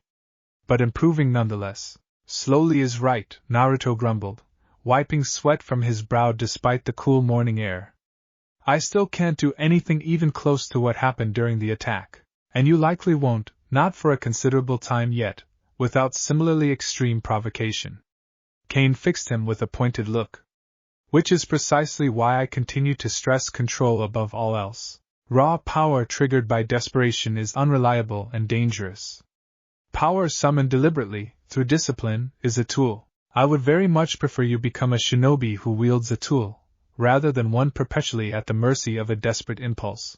Naruto nodded, though his mind had already begun drifting toward the looming uncertainty of team placement, toward the challenge of maintaining this careful secret alongside teammates who would, presumably, be watching him far more closely than his academy classmates ever had. Hey, Kane, he said suddenly, the question tumbling out before he'd fully considered it. What if my team finds out? Like, what if I can't hide it? What am I supposed to do? Kane was quiet for a long moment, considering the question with evident seriousness. That, I suspect, is a decision that will ultimately be yours alone to make, when and if the moment arrives. I would offer only this counsel. secrets kept purely from fear rarely serve a shinobi well in the long term. But secrets revealed carelessly, before you possess the strength to protect what that revelation exposes, can prove equally disastrous. He met Naruto's eyes steadily. Trust your own judgment, when the time comes. I suspect it is considerably sharper than either the Academy's exam scores, or your own self-doubt, would have you believe. That's actually kind of a nice thing to say, for a guy who spends half our sessions calling my breathing technique embarrassing. Naruto managed a tired, genuine smile. Thanks, old man. Don't thank me yet, Kane said, though the corner of his mouth twitched with reluctant warmth. Thank me once you've managed a fourth sapling without collapsing afterward like a puppet with its strings cut. Team placement day arrived with all the nervous, chaotic energy Naruto had expected. The classroom buzzed with speculation and anxiety as Iruka worked methodically through the roster, team by team, each announcement met with a mixture of relief, excitement, or thinly veiled disappointment from the students involved. Naruto sat rigidly at his desk, exhaustion from that morning's training session with Kane still lingering faintly in his limbs, half his attention on Iruka's steady recitation of names and half still turning over the old man's parting advice from earlier that week. Trust your own judgment. Team 7, Iruka finally announced, will consist of Sakura Haruno, Sasuke Uchiha. Naruto's stomach dropped in familiar anticipation, some small, hopeful part of him already knowing exactly what was coming next. And Naruto Uzumaki. The reaction was immediate and predictable, Sakura's soft groan of dismay quickly muffled by poorly concealed relief at being placed with Sasuke regardless, and a scattering of muttered comments from nearby classmates about the unfortunate luck of being paired with the class dead last. Naruto barely registered any of it, his mind already racing ahead toward the considerably more daunting challenge awaiting him. Sasuke and Sakura. Every single day, for who knows how long. How am I supposed to keep any of this hidden from people watching me that closely? He glanced sideways at Sasuke, who offered his usual indifferent shrug in response to the announcement, and then toward Sakura, whose expression had already shifted toward calculating exactly how best to impress her new teammate. This is going to be a nightmare. Their Jonin instructor, when he finally deigned to arrive, a full 2 hours late, much to the trio's mounting frustration, introduced himself with lazy, half-lidded eyes and a mask that covered the lower half of his face, offering an introduction so deliberately vague and unhelpful that Naruto immediately decided he did not entirely trust the man. Kakashi Hatake, the silver-haired Jonin said, surveying his 3 new students with an expression that gave away absolutely nothing. Well, why don't we start with introductions? Likes, dislikes, dreams for the future, that sort of thing. The introductions that followed were, in Naruto's private opinion, almost comically unhelpful, Kakashi's own introduction consisting of little more than a vague mention of having lots of hobbies without elaborating further, followed by increasingly guarded responses from Sasuke and Sakura respectively. When it finally came to his own turn, Naruto found himself hesitating for the first time in longer than he could remember, acutely aware of Kakashi's single visible eye studying him with far more attentiveness than the man's lazy posture initially suggested. I'm Naruto Uzumaki, he said, forcing his usual confident bravado back into his voice. I like ramen, obviously. I'm gonna be Hokage someday, believe it! It was the same declaration he'd made 100 times before, the same childish, ambitious dream he'd clung to for years, but for the first time, saying it out loud felt strangely, uncomfortably different, because now, buried beneath the familiar words, sat a truth he couldn't share.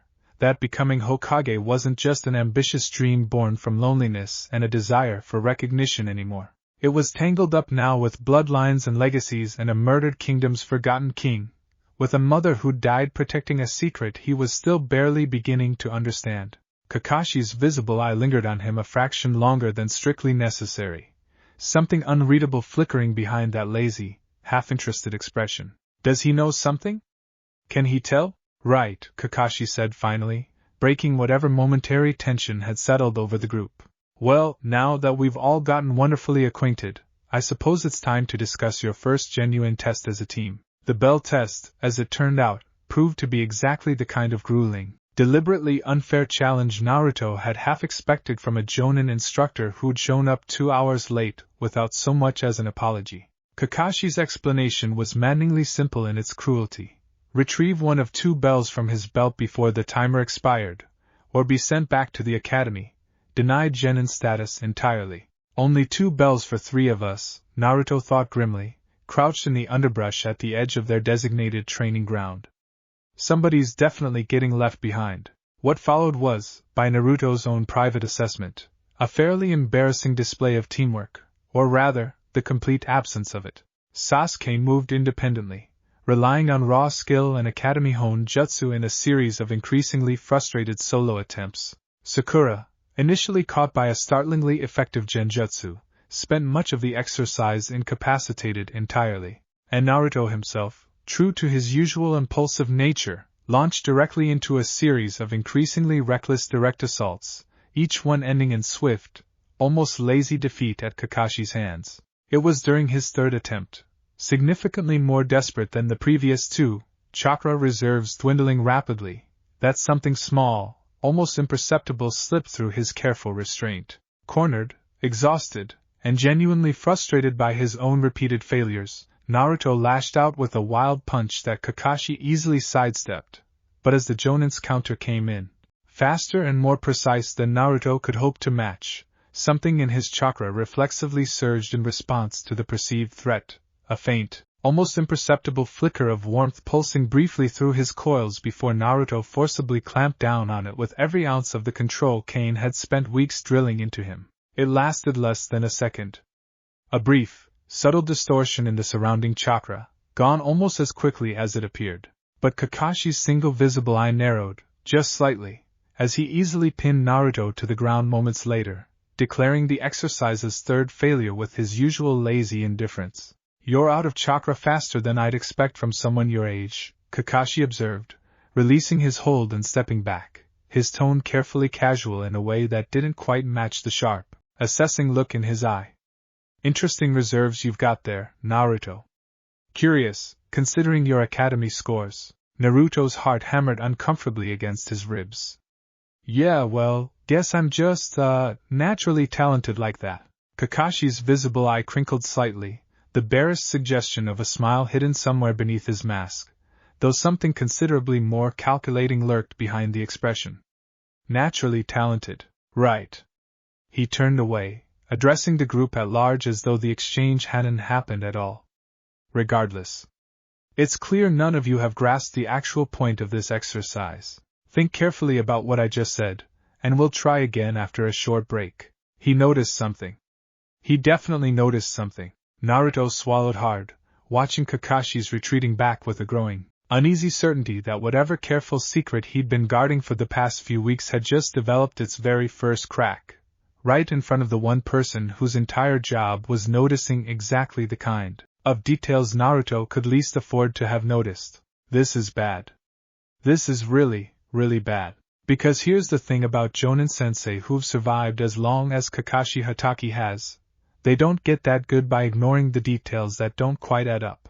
And right now, sitting in the dirt with his chakra reserves dangerously low and a copy ninja's sharp eye lingering just a little too long on the strange flicker he'd let slip loose, Naruto had the distinct, sinking feeling that his secret's shelf life had just gotten a whole lot shorter. We already know Kakashi doesn't miss much. So the real question is, how long is he going to wait before he actually says something about it? The days following the bell test passed in a haze of cautious relief.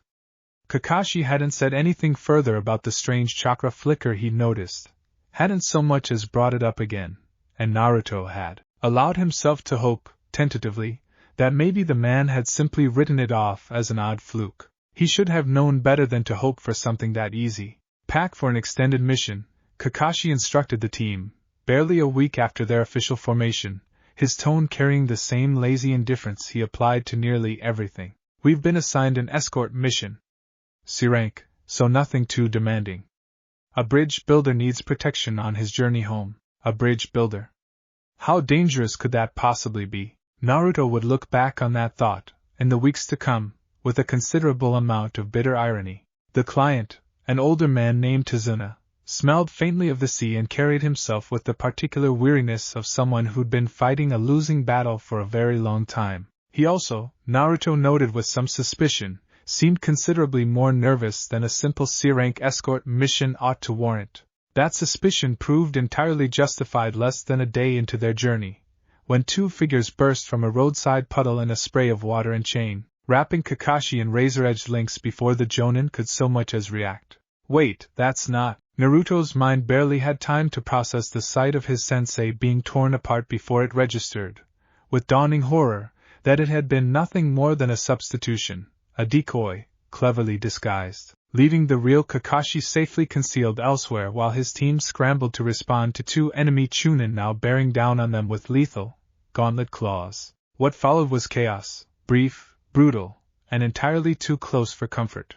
Naruto found himself pinned beneath one attacker's chain before Sasuke's quick intervention freed him, humiliation burning hotter than the shallow cut along his hand where the enemy blade had grazed him in the struggle. It was Kakashi, ultimately, who ended the fight, emerging from concealment to subdue both attackers with brutal, practiced efficiency. But it was the aftermath that lingered with Naruto far longer than the fight itself. Demon brothers, Kakashi said afterward, studying the two restrained Chunin with a grim expression. Missing Nin, hired assassins. Which means this mission is considerably more dangerous than a simple C rank. His visible eyes slid toward Tazuna, sharp with quiet accusation. I believe you have some explaining to do. Tazuna's confession, that his homeland, the land of waves, had fallen under the brutal economic stranglehold of a shipping magnate named Gato, and that the bridge he was building represented his people's only hope of breaking free, settled heavily over the group. Kakashi gave his students the choice to continue or turn back, and though Naruto's hand trembled faintly at his side, a lingering echo of humiliation from being so easily caught, he found himself speaking before he'd fully decided to. We're not turning back. I'm not gonna be the reason some old man loses his home. Yeah. Once a hero, always a hero, I guess. Even when he's scared out of his mind. Sasuke and Sakura, somewhat reluctantly, voiced their agreement, and the decision was made. Forward, toward the land of waves, and toward a confrontation none of them were fully prepared for. The mist rolled in thick and sudden the following afternoon, swallowing the narrow forest road ahead of them in a pale, suffocating haze that made Naruto's skin prickle with unease long before Kakashi's posture shifted into sudden, sharp alertness. Get down! A massive cleaver-like blade sliced through the air where Kakashi's head had been a heartbeat earlier, embedding itself with a deep, resonant thud into the trunk of a nearby tree. A figure materialized atop the blade's handle almost immediately, broad-shouldered, bare-chested despite the cool, damp air, bandages wrapped across the lower half of a scarred, weathered face. Zabuza Momochi, Kakashi said, voice tight with genuine tension. Naruto had never heard from the man before. The demon of the hidden mist. Well, that doesn't sound ominous at all. What followed was, without exaggeration, the single most terrifying thing Naruto had witnessed in his entire life. Zabuza's mist thickened until visibility dropped to almost nothing, his voice echoing disembodied from seemingly every direction at once as he calmly, almost lazily recited the vital points of the human body he intended to carve his way through. Kakashi's own Sharingan revealing eye, a detail Naruto filed away with wide-eyed shock for later. Wait, since when does Kakashi-sensei have that? Proved barely enough to hold the missing Nin at bay. And then, in a single decisive motion, Zabuza's clone dissolved into water, the real Zabuza's blade catching Kakashi from behind and driving him bodily into the lake's edge, before an enormous sphere of swirling water rose up and sealed the Jonin completely inside a crushing, inescapable prison. Kakashi-sensei! Sakura's scream tore through the mist. Run, Kakashi ordered, voice strained with visible effort even as the water crushed relentlessly against him. Zabuza can't move from that sphere while he's maintaining it. Take Tazuna and run. Run. Right. Because that's totally something I'm capable of doing right now. Naruto's legs refused to obey the order, some deeper, more stubborn instinct rooting him in place even as terror screamed at him to flee. He watched, hard hammering, as a water clone peeled away from Zabuza's captive sphere, advancing toward them with lazy, contemptuous confidence. Foolish brats, the clone said, voice carrying the same cold amusement as its original. Loyalty is a pretty sentiment. It won't save your teacher's life. Sasuke moved first, a desperate flurry of shuriken and taijutsu that the water clone dismissed with almost insulting ease, sending the young Uchiha sprawling into the underbrush with a single contemptuous blow. Sakura, caught between protecting Tazuna and aiding her teammates, froze in helpless indecision. And Naruto felt something inside his chest crack wide open. He's going to kill Kakashi-sensei. He's actually going to kill him, right in front of us, and there's nothing any of us can do about it. The thought crystallized into something sharper, more desperate than mere fear, a bone-deep, visceral refusal to simply stand by and watch someone else he cared about die in front of him. He'd lost his parents before he even knew their names. He wasn't losing his sensei too. Not like this. Not while he was still standing here, breathing, with power sitting dormant inside him that he barely understood. Trust the body you were born into. His feet moved before his mind had finished forming the decision, sprinting past the stunned water clone toward the edge of the lake where Kakashi remained trapped, straining visibly against the crushing pressure of Zabuza's jutsu.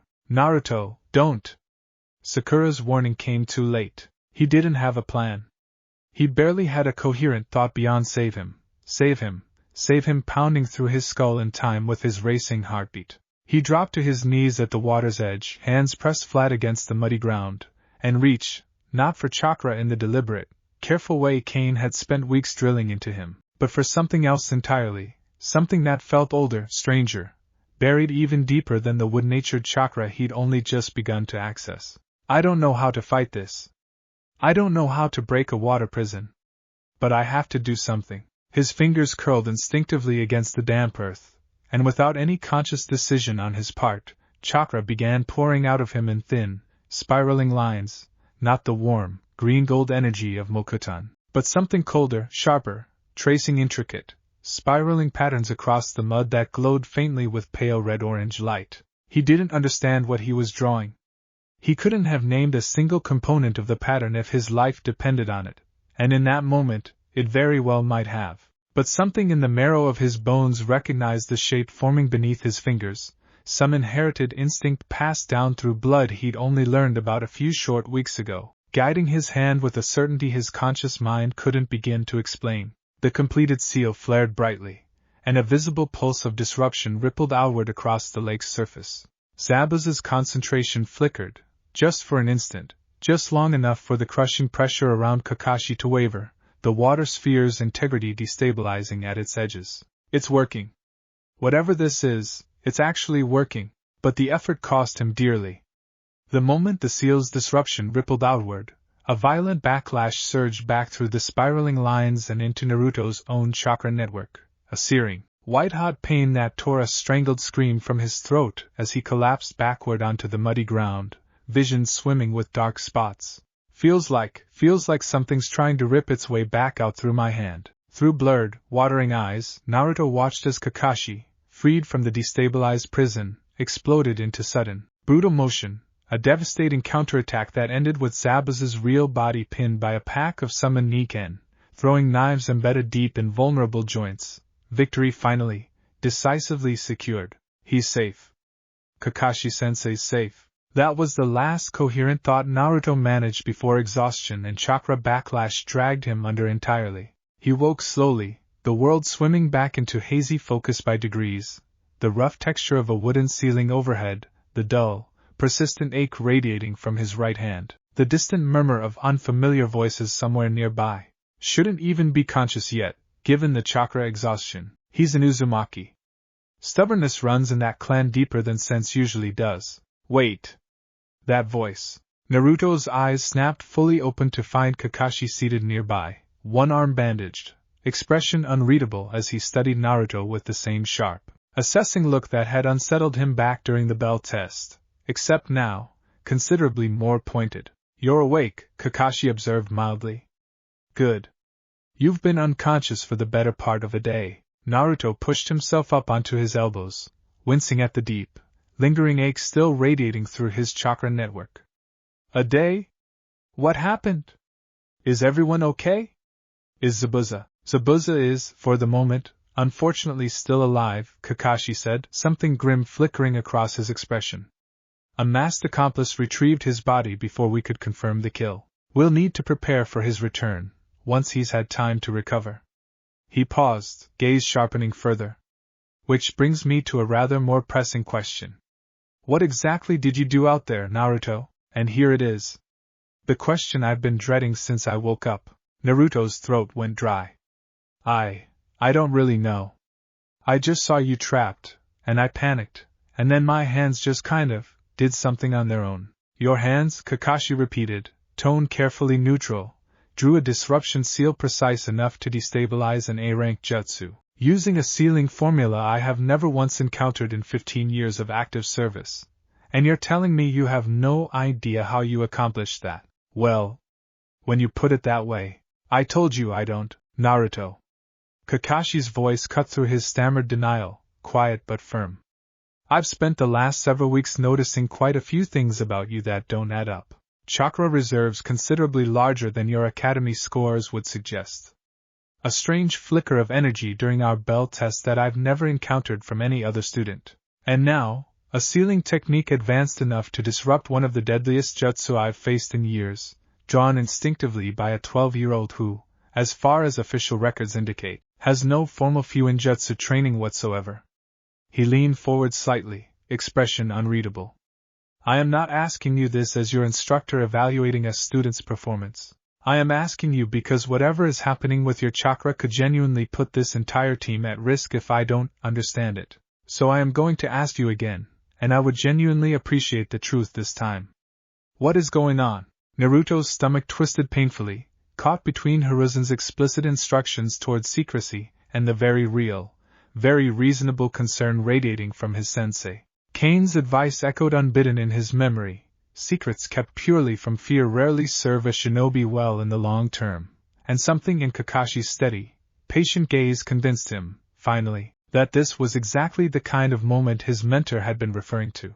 I can't tell you everything, Naruto said slowly, carefully choosing each word.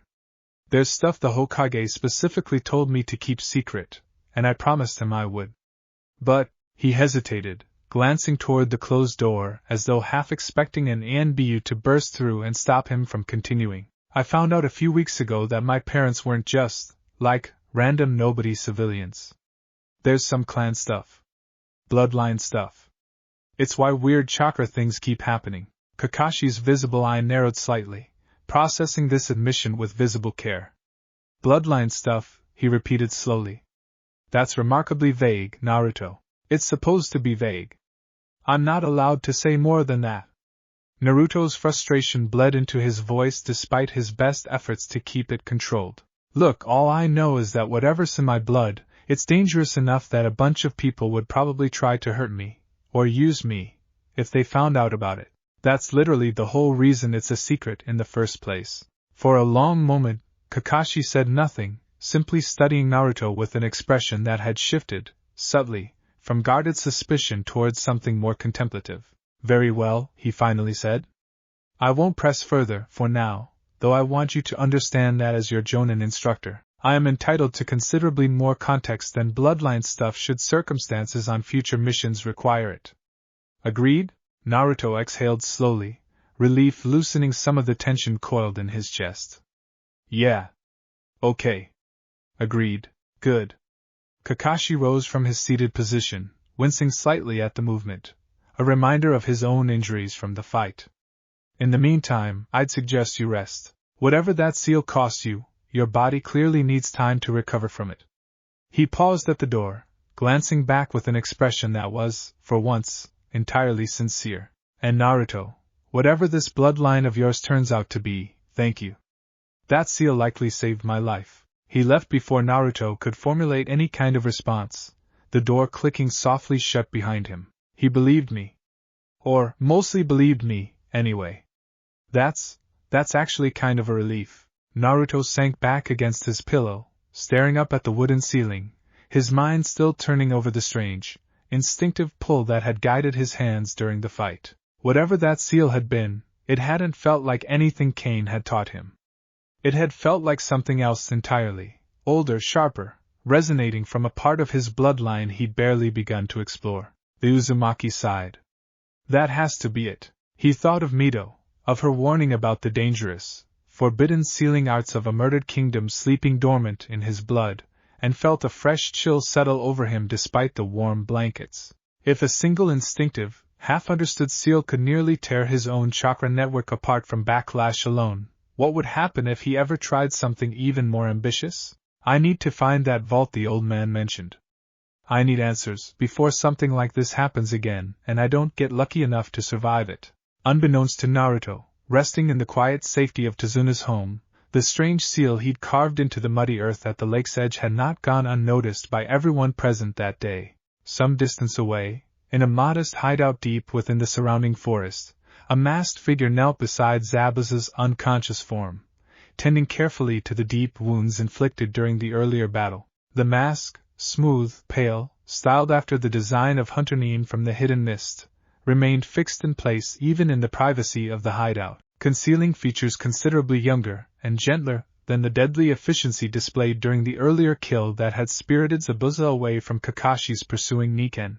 Haku's slender fingers worked with practiced precision, cleaning and rebandaging wounds that would have killed a lesser shinobi outright, thoughts drifting inevitably back toward the fight's chaotic final moments, toward the strange, pulsing red-orange light that had rippled across the lake's surface at precisely the moment Zabuza's water prison destabilized.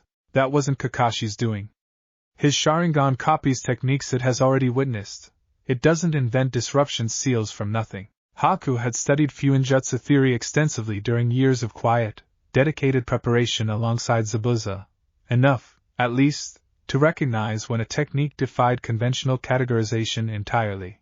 The seal glimpsed briefly at the lake's edge bore structural elements Haku had only ever encountered in old, half-destroyed reference texts, fragments of a sealing style widely believed extinct since the fall of a certain hidden village decades ago, Uzumaki-style Fuinjutsu.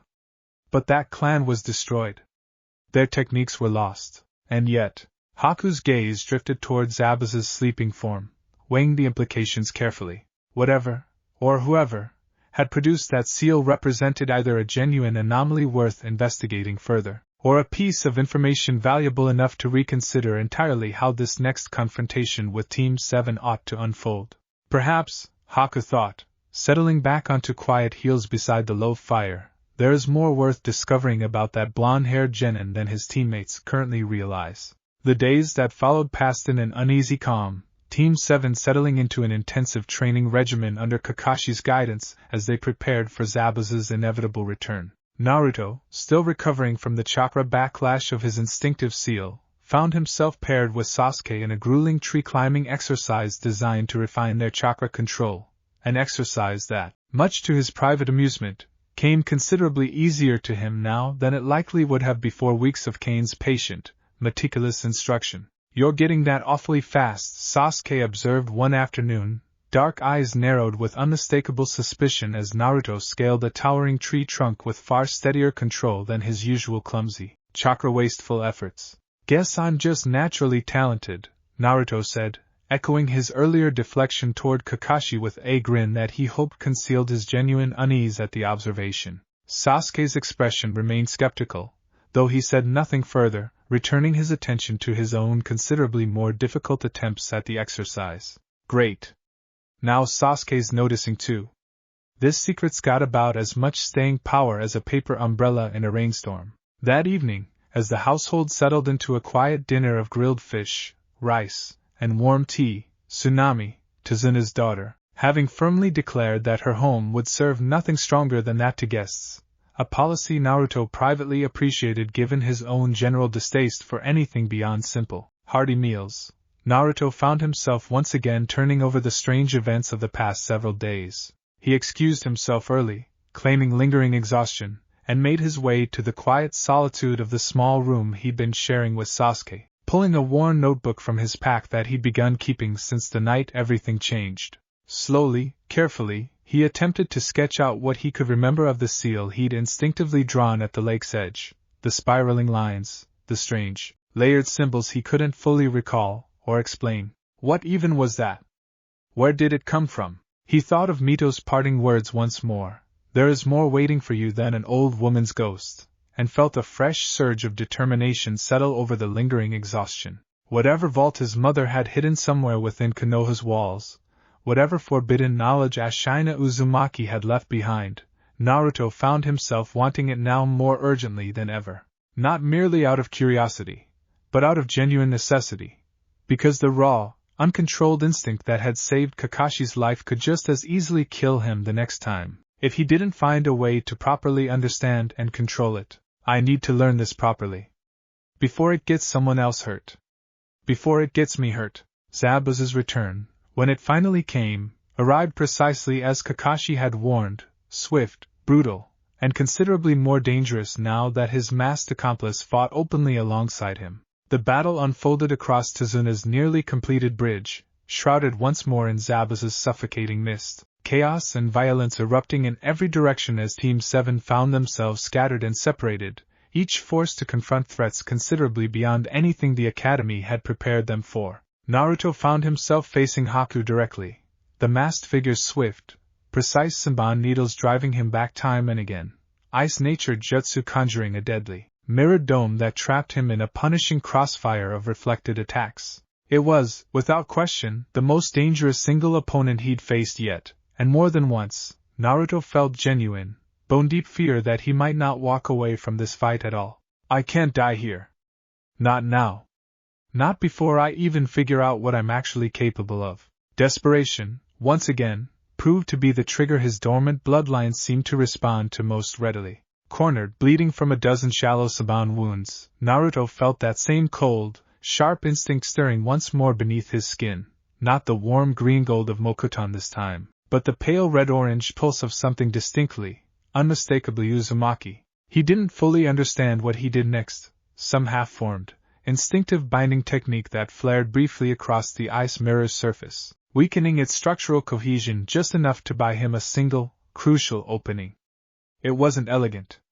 It wasn't even fully controlled, but it worked, cracking one of the mirrors just enough for him to force his way through. Haku, momentarily startled by the unexpected disruption, hesitated, just long enough for the masked shinobi's careful attention to shift, seriously, toward reassessing exactly what kind of opponent stood before them. That technique, Haku said quietly, voice carrying clearly despite the mask's muffling effect. Where did you learn that? Learn it? I don't even know what I just did.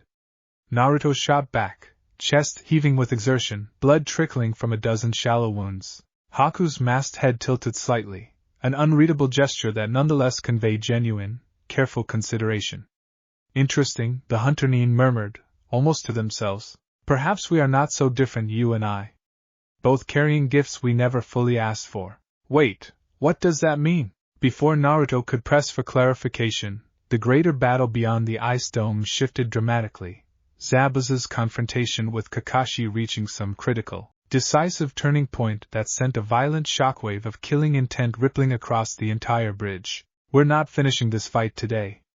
Because trust me, what happens next, between Naruto, Haku, and the devastating final confrontation between Zabuza and Kakashi, deserves every single second of your attention, and cramming it into the last few minutes of this chapter would be doing it a serious disservice. What I can tell you is this: whatever connection just sparked between Naruto and Haku in that ice dome is far from finished. And somewhere back in Konoha, forces are already beginning to take notice of exactly the kind of chakra signature a certain blonde-haired genin has been leaving behind on every mission he's touched. The end of the ice dome came not through victory, but through grief. Naruto would remember, for the rest of his life, the exact moment everything shifted, Zabuza's blade cleaving through his own former ally's chest as Gato's mercenary army descended on the bridge, betrayal and desperation colliding in a single, horrific instant. He would remember Haku's final words, quiet and unafraid, and the strange, aching hollowness that settled in his chest as the masked shinobi who'd so nearly killed him breathed a last, peaceful breath in Zabuza's arms. He would remember, too, standing over Zabuza's own broken body minutes later, the massive missing nin somehow still crawling forward through Gato's ranks on sheer, furious will alone, refusing to let death claim him until he'd carved a bloody, final path to the man who betrayed and used him for years. You're crying, Zabuza had rasped, in his last conscious moment, genuine bewilderment audible beneath the pain.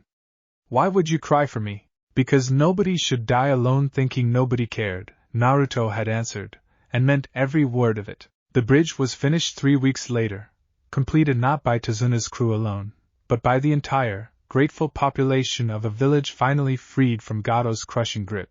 They named it the Great Naruto Bridge, an honor that left him red-faced and stammering through an entire farewell ceremony, Sakura's badly concealed laughter doing absolutely nothing to help his composure.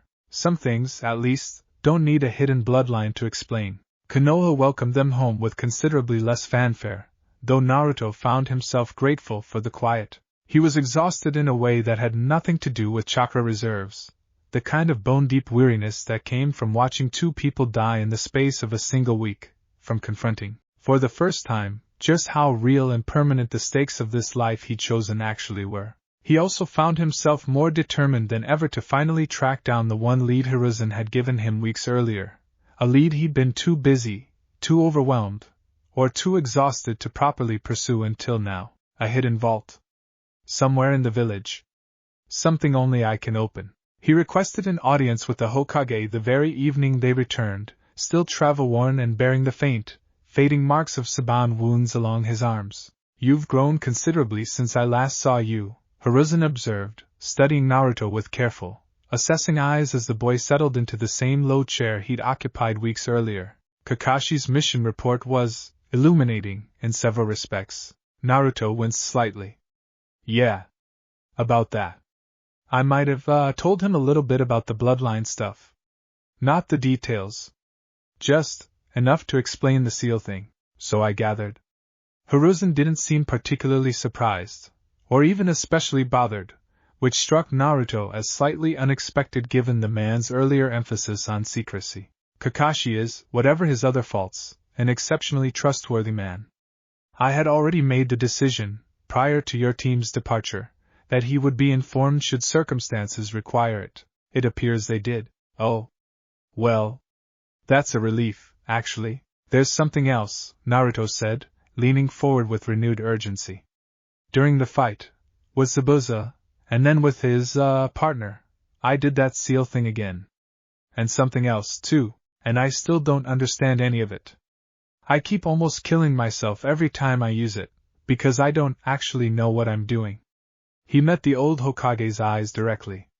"I need that vault, whatever my mom left behind. I need to actually learn this stuff properly, before it gets me, or somebody else, killed for real." Hiruzen studied him for a long, quiet moment, something contemplative and faintly proud settling behind his weathered features. "You've changed these past weeks, not merely in skill, though that much is evident as well. There is a seriousness to you now that I confess I did not expect quite so soon." "Yeah, well, watching people die kind of does that to you." The words came out sharper than Naruto intended, grief still raw and close to the surface. "Indeed it does." Hiruzen's expression softened with genuine sympathy before shifting back toward the matter at hand. "As for the vault, I have given this considerable thought in the weeks since our last conversation. Your mother was, as I mentioned, exceptionally private regarding matters of clan security. But privacy of that nature rarely means absence of pattern, for those who know where to look." He rose, moving toward a different section of his study entirely. A modest bookshelf near the window, largely unremarkable save for a single, worn ledger tucked among considerably more official-looking records. "This belonged to your mother during her active duty years. A personal record of missions, observations, occasional reflections. I retrieved it from her personal effects following her death, though I confess I never studied it as closely as perhaps I should have."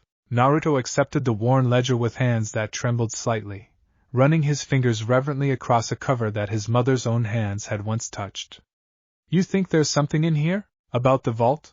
"I think," Hiruzen said carefully, "that if Kushina Uzumaki intended her legacy to reach you eventually, she would not have left its location entirely to chance or to my own memory, however trustworthy she may have considered me. She would have left a trail. Something only her own blood would recognize." Naruto spent the following 3 days poring over his mother's ledger with an intensity that surprised even himself, reading and rereading entries scrawled in a bold, slanted hand that felt, despite never having known her, strangely, achingly familiar. Most entries were mundane, mission reports, brief reflections on training exercises, the occasional exasperated complaint about a particular teammate's insufferable attitude that made Naruto laugh out loud despite himself. But scattered throughout, in a handful of entries dated during the final months before his birth, something else began to emerge, careful, deliberately vague references that, read individually, meant nothing at all, but which, read together, began to form the unmistakable shape of a pattern. Visited the old training ground today. Still remember where grandmother used to take me as a child, before everything changed. Strange how some roots stay buried even after the tree above them falls. The whirlpool never really leaves you, does it? Even here, even now, I still dream of the spirals sometimes. I've started etching them again, in places only I would think to look. If anything ever happens to me before he's old enough to understand, I hope he thinks to look where the old stories always said kings kept their treasures. Beneath the roots that remember the crown. Naruto read that final entry perhaps a dozen times, turning the words over and over in his mind, searching for meaning buried beneath the deliberately cryptic phrasing. Beneath the roots that remember the crown. What roots? What crown? He brought his confusion to Kane during their next training session, laying the ledger open on the flat stone between them, watching the old man's sharp gray eyes narrow thoughtfully over the passage. Roots that remember the crown, Kane murmured, considering the phrase with evident care. That is, an unusually specific turn of phrase for what otherwise reads as a fairly ordinary personal journal. You think it means something? Like an actual clue? I think, Kane said slowly, that your mother, whatever else she may have been, was exceptionally skilled in matters of concealment. A woman capable of that level of subtlety would not choose her words carelessly, particularly in an entry discussing contingencies for her own death. He tapped the passage thoughtfully with one weathered finger. Tell me, Naruto, do you know of any location within this village specifically associated, historically, with either the Senju or Uzumaki clans? Somewhere with roots, quite literally, that might carry symbolic weight for someone of her particular heritage. Naruto's brow furrowed in concentration, mentally cataloging every scrap of village history he'd absorbed during academy lessons. And then, slowly, a memory surfaced, a half-remembered field trip years earlier, Iruka-sensei pointing toward a massive, ancient tree standing at the heart of a quiet memorial garden near the village's oldest district. The first Hokage's tree, he said suddenly, sitting up straighter. There's this huge, super old tree near the memorial district. Iruka-sensei said it was supposedly grown by the first Hokage himself, like 100 years ago. It's basically a historical landmark. Kane's expression sharpened with genuine interest. A tree grown by Hashirama Senju himself would represent precisely the kind of symbolic root your mother's cryptic reference might allude to, doubly so, given her own connection to the Senju line through your father's bloodline, however distant. He studied Naruto with evident approval. That is a genuinely promising lead, young man. I would suggest investigating it at the earliest available opportunity. Finally, an actual lead. Naruto returned to Hiruzen that same evening, practically vibrating with barely contained excitement, as he laid out the theory Kane had helped him piece together. The old Hokage listened with careful, measured attention, his own expression growing increasingly thoughtful as the explanation unfolded. The first Hokage's memorial tree, Hiruzen mused, once Naruto had finished. That is, actually a remarkably clever choice, now that you mention it. The site carries deep historical and symbolic significance, visited regularly enough by villagers paying respects that a hidden seal or marker would draw no undue suspicion, and yet obscure enough in its precise details that few would think to search it with any real scrutiny. So can we go? Like now? Hiruzen's mouth twitched with something close to amusement at Naruto's poorly concealed eagerness. Patience, Naruto. The site in question is a public memorial. A thorough search conducted in broad daylight, by the two of us together, would likely draw exactly the kind of attention your mother worked so hard to avoid. He considered the matter for a moment longer. We will go tonight, after the memorial grounds have closed for the evening. I will personally ensure our privacy is maintained. The memorial garden, when they finally arrived well past midnight, possessed a hushed, reverent stillness that Naruto found himself instinctively responding to with matching quiet. The first Hokage's tree towered above them in the darkness, its massive trunk wider than Naruto's entire bedroom back home, ancient branches stretching skyward in a canopy so dense that even the pale moonlight struggled to fully penetrate its shadow. Impressive, isn't it? Hiruzen murmured, studying the tree with evident, long familiar reverence. Hashirama planted this himself, in the earliest days of the village's founding. It has stood, largely unchanged, through every conflict this village has endured since. Naruto approached the massive trunk slowly, one hand extending almost unconsciously to rest against the rough, ancient bark. The moment his palm made contact, something stirred immediately beneath his skin, a warm, resonant pulse that felt distinctly, unmistakably familiar, an echo of the same Mokuton chakra he'd spent weeks painstakingly learning to summon in Kane's hidden clearing. It recognizes me. Somehow, someway, this tree actually recognizes me. Old man, Naruto breathed, momentarily overtaking his earlier urgency. I think it's responding to me. Hiruzen's expression grew carefully neutral, though something flickered behind his aged eyes that might have been genuine wonder. Try reaching further, Naruto. Gently. See what it shows you. Naruto closed his eyes, focusing on the careful, deliberate chakra control Kane had spent weeks drilling into him, extending that warm, resonant energy outward through his palm and into the ancient bark beneath it. For a long, breathless moment, nothing happened. Then, deep beneath the earth at the base of the massive trunk, something shifted. A section of exposed root, thick as Naruto's own torso, unfurled slowly, deliberately, revealing a small, weathered stone marker embedded in the soil beneath, a marker bearing, carved with careful precision, the unmistakable spiral crest of the Uzumaki clan. There, Hiruzen breathed, genuine astonishment audible in his voice despite decades of hard-won composure. Well, it seems your mother's cleverness continues to exceed even my own expectations. Naruto knelt beside the marker with trembling hands, brushing away accumulated dirt and debris with careful, reverent movements. The stone felt warm beneath his fingers, warmer than the cool night air should have allowed, and as his blood, a shallow scrape reopened from the disturbed earth, dripped unexpectedly onto its carved surface, the marker flared suddenly with brilliant, pale red-orange light. The ground trembled. Naruto scrambled backward with a startled yelp as the earth beneath the marker began to shift and part, the massive root system of the ancient tree curling gracefully aside to reveal a narrow, descending stairway carved directly into the earth below, its walls lined with faintly glowing seals that pulsed in slow, steady rhythm like a heartbeat. This is it. This is actually it. Well, Hiruzen said, staring down into the revealed passage with an expression caught somewhere between astonishment and grim satisfaction. I believe we've found your mother's vault, Naruto. The stairway descended further than Naruto expected, the glowing seals lining its walls providing just enough pale, steady light to navigate safely without need for a torch. The air grew cooler, drier, carrying a faint, indefinable scent that Naruto's instincts somehow recognized as distinctly, uniquely Uzumaki, the same scent, he realized with a fresh pang of grief, that had lingered faintly on the old, faded jacket Hiruzen had once mentioned belonged to his mother. The stairway finally opened into a modest, circular chamber, its walls lined floor to ceiling with sealed scroll racks, protective ward markings glowing faintly along every surface. At the chamber's center stood a simple stone pedestal, upon which rested a single, ornate chest bound with intricate, layered sealing formulas Naruto didn't recognize but somehow, on some instinctive level, understood the general purpose of. Bloodlock sealing, Hiruzen murmured, studying the chest's protective formula with evident professional respect. Considerably sophisticated, even by the standards of what little Uzumaki Fuinjutsu I've encountered over the years. This will respond only to your blood specifically, Naruto.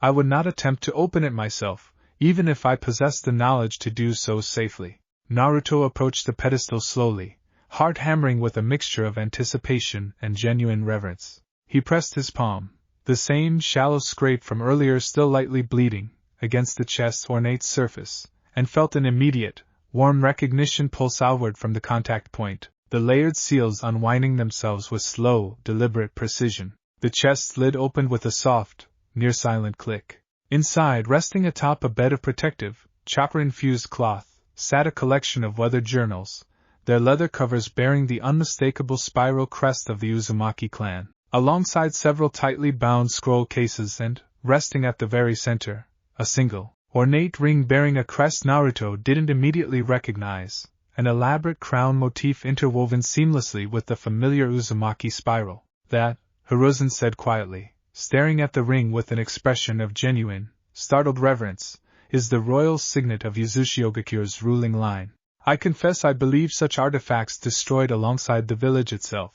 Naruto lifted the ring carefully, studying it in the pale, glowing light of the chamber's protective wards. It felt strangely, impossibly warm against his palm, as though something ancient and patient had simply been waiting, all this time, for exactly this moment. Ashina Uzumaki's ring.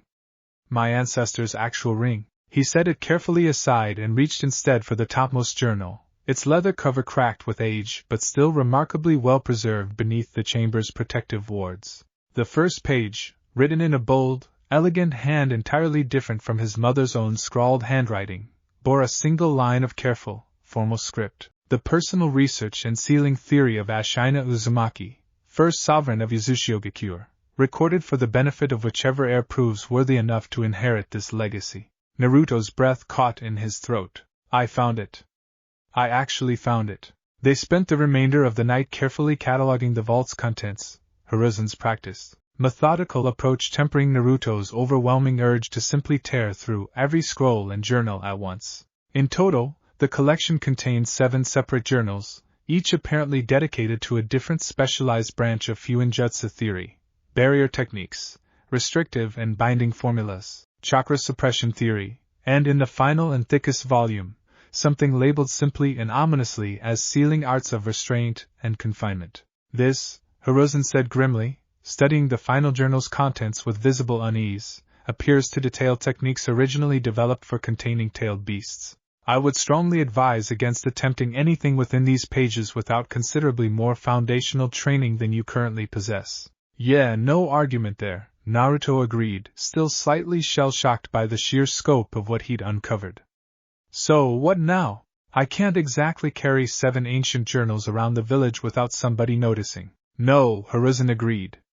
I would suggest, for the time being, that this vault remains sealed and secure exactly where it currently stands, accessible only to you, and visited only under circumstances that allow for genuine focus and study, rather than attempting to smuggle its contents piecemeal across the village. He studied Naruto with careful consideration. I would also strongly suggest incorporating Kane into your study of these materials, at least regarding foundational theory. Fuinjutsu of this caliber is not something to be approached through trial and error alone, particularly given how narrowly you've already avoided serious injury through exactly that kind of reckless improvisation. Naruto nodded, though his attention had already drifted back toward the open journal in his hands, fingers tracing lightly across densely packed diagrams and annotations that, despite their age and complexity, seemed to resonate with some deep, instinctive part of his understanding he hadn't known existed until this very moment. This is it. This is finally, actually it. Everything I need to understand what's happening to me, it's all right here. The weeks that followed settled into a new, considerably more demanding rhythm. Naruto's training sessions with Kane expanded to include careful, foundational study of the recovered journals, the old man proving surprisingly well-versed in basic Fuinjutsu theory despite his primary expertise lying in Mokuton, enough at least to help Naruto navigate the earliest, most fundamental concepts without risking another dangerous, uncontrolled backlash. Fuinjutsu, Kane explained, during one particularly dense session spent poring over Ashina's careful, methodical diagrams, operates on principles considerably different from standard elemental ninjutsu, where elemental techniques rely primarily on chakra manipulation and nature transformation. Sealing arts require an almost mathematical precision, every stroke, every intersecting line carrying specific, deliberate meaning. A single miscalculated element can render an entire seal not merely ineffective, but actively dangerous. Yeah, I kind of already figured that part out the hard way, Naruto muttered, rubbing at his palm where faint, lingering scarring still marked the site of his earlier chakra backlash. Indeed. Kane's dry amusement briefly surfaced before sobering once more. Which is precisely why we will be proceeding through these materials with considerably more caution than your instinctive, battlefield improvisations have thus far allowed for. Ashina Uzumaki's research, from what little we've reviewed together, represents sealing theory of a caliber I confess exceeds even my own considerable experience. We will not be rushing toward practical application. Naruto groaned theatrically, though beneath the complaint, genuine determination had settled firmly into place. Whatever frustration came with careful, methodical study, He found himself genuinely, deeply invested in understanding this legacy properly, not merely for his own survival, though that motivation remained ever present, but out of something that felt increasingly like genuine respect for the ancestor whose careful, meticulous handwriting filled page after page with knowledge painstakingly earned across an entire lifetime. This guy actually cared about whoever eventually found this stuff. He wanted them to actually understand it, not just use it. That realization settled something in Naruto's chest he hadn't fully expected, a growing sense of connection to a bloodline he'd known nothing about mere weeks earlier, a legacy that felt, increasingly, less like an external burden thrust upon him, and more like something genuinely, meaningfully his own. It was during one such late-night study session, alone in the quiet vault beneath the first Hokage's memorial tree, that Naruto stumbled across something Kane's careful, methodical instruction hadn't yet prepared him for. Tucked into the final pages of the thickest journal, the one dealing with restraint and confinement sealing arts, Naruto's fingers brushed against a section of parchment that felt subtly different from the surrounding pages, slightly raised beneath his touch in a way that immediately caught his curious attention. A hidden seal, layered right into the paper itself. He hesitated only briefly before pressing his palm flat against the section, channeling a small, careful pulse of chakra the way Kane had taught him for identifying dormant Fuinjutsu formulas. The hidden seal responded immediately, glowing faintly before the parchment's surface rippled and shifted, revealing a second, concealed message written in the same bold, formal hand as the journal's primary content, though this passage carried a weight and urgency entirely absent from the careful, methodical instruction filling the rest of the volume. To whichever descendant finds their way to these words, if you are reading this, then the bloodlock has recognized you as true heir to both my knowledge and my burden, and I owe you, whoever you are, an honesty I could not risk committing openly to these pages. Uzushiogakure did not fall through misfortune or the ordinary tides of war. We fell because our strength, the very sealing mastery I have spent these journals attempting to preserve for you, made us a target too tempting for lesser powers to ignore. A coalition moved against us not merely from fear, but from a desire to seize what we had built for themselves, and when they could not seize it whole, they chose instead to see it destroyed entirely, that no rival might claim it either.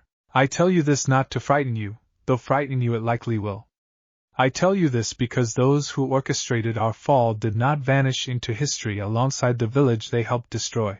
Fragments of that old coalition's ambition persist still, in forms both open and hidden, and should the truth of your bloodline ever surface fully, you may well find yourself facing enemies whose grudges stretch back further than your own lifetime, enemies who remember, even now, precisely what the crown of Uzushiogakure once represented, and precisely what it might yet become again in capable hands. Guard this knowledge carefully. Guard yourself more carefully still. And should you ever find yourself standing against those who hunted our crown once before, know that every technique within these pages was built not for conquest, but for protection. Use them as such, and you will honor a legacy far older, and far more worthy, than the destruction that nearly erased it entirely. As Shina Uzumaki, Naruto sat frozen in the dim, glowing light of the underground chamber for a long, silent moment, the hidden message's weight settling heavily over him like a physical presence. Those who hunted our crown once before. Enemies who remember, even now. He thought immediately of Deiji Hozuki, the rogue shinobi who'd first triggered this entire chain of discovery, of the man's shocked, fearful recognition of the Mokutan bloodline he'd witnessed, and the unknown party who'd commissioned that attack in the first place. He thought, too, of the interrogation reports Hiruzen had shared weeks earlier, the frustrating dead ends and carefully laundered payment trails that had ultimately yielded frustratingly little concrete information about who, precisely, had wanted a sample of his blood badly enough to send an assassin after a 12-year-old academy student. What if it's connected? What if whoever hired that guy already knows more than the old man thinks they do? The thought settled cold and heavy in his stomach, an uncomfortable counterpoint to the genuine wonder and connection he felt discovering his ancestors' careful, methodical legacy just moments earlier. Whatever pride he'd begun to feel in claiming this inheritance as genuinely his own now carried, alongside it, the unmistakable weight of an old, unfinished war, one that had apparently never fully ended, merely gone quiet, waiting patiently in the shadows for exactly the kind of opportunity his own careless, uncontrolled bloodline manifestations might have already provided. Great. So not only do I have 2 entire legendary bloodlines to figure out how to control, I've also apparently inherited an ancient grudge match I didn't even know existed until about 30 seconds ago. He carefully resealed the hidden message, tucking the journal safely back among its companions, mind racing with implications he knew he'd need to bring to Horizon at the earliest possible opportunity. But even as the weight of Ashina's warning settled over him, something else stirred alongside the unease, a quiet, steady resolve that felt, in its own way, entirely new. Every technique within these pages was built not for conquest, but for protection. Whatever enemies waited out there, whatever old, unfinished grudges his very existence might eventually reignite, Naruto found himself gripping that resolve tightly, letting it settle into the same stubborn, unshakable determination that had carried him through every failure, every obstacle, every moment of doubt across his entire life. I'm not gonna let anybody use this stuff to hurt people. Not this village. Not anybody. I'm gonna learn it, and I'm gonna control it, and if somebody really does come looking for a fight over some old grudge, they're gonna find out exactly why nobody should mess with the last Senju Uzumaki heir. He just wished, staring down at the softly glowing seals lining the chamber walls around him, that he had even the faintest idea when, or how soon, that fight might actually come find him. Because trust me, it's coming. And when it does, it's not going to be some rogue mercenary looking for a quick payday. Somewhere beyond the safety of Konoha's walls, in a hidden base carved deep into the earth, a very particular set of eyes has already begun paying considerably closer attention to reports drifting in from the land of waves, reports of an unusual chakra signature, an impossible sealing technique, and a name that hasn't crossed certain ears in over a decade. That's exactly where we're heading in Chapter 6. Chunin Exam Storm. Because it's time for Naruto to step into the Chunin exams, and it's time for someone considerably more dangerous than a hired mercenary to start taking a very personal interest in exactly what, and who, Naruto Uzumaki really is. If you don't want to miss it, make sure you're subscribed, notification bell is on, and I will see you in the next one.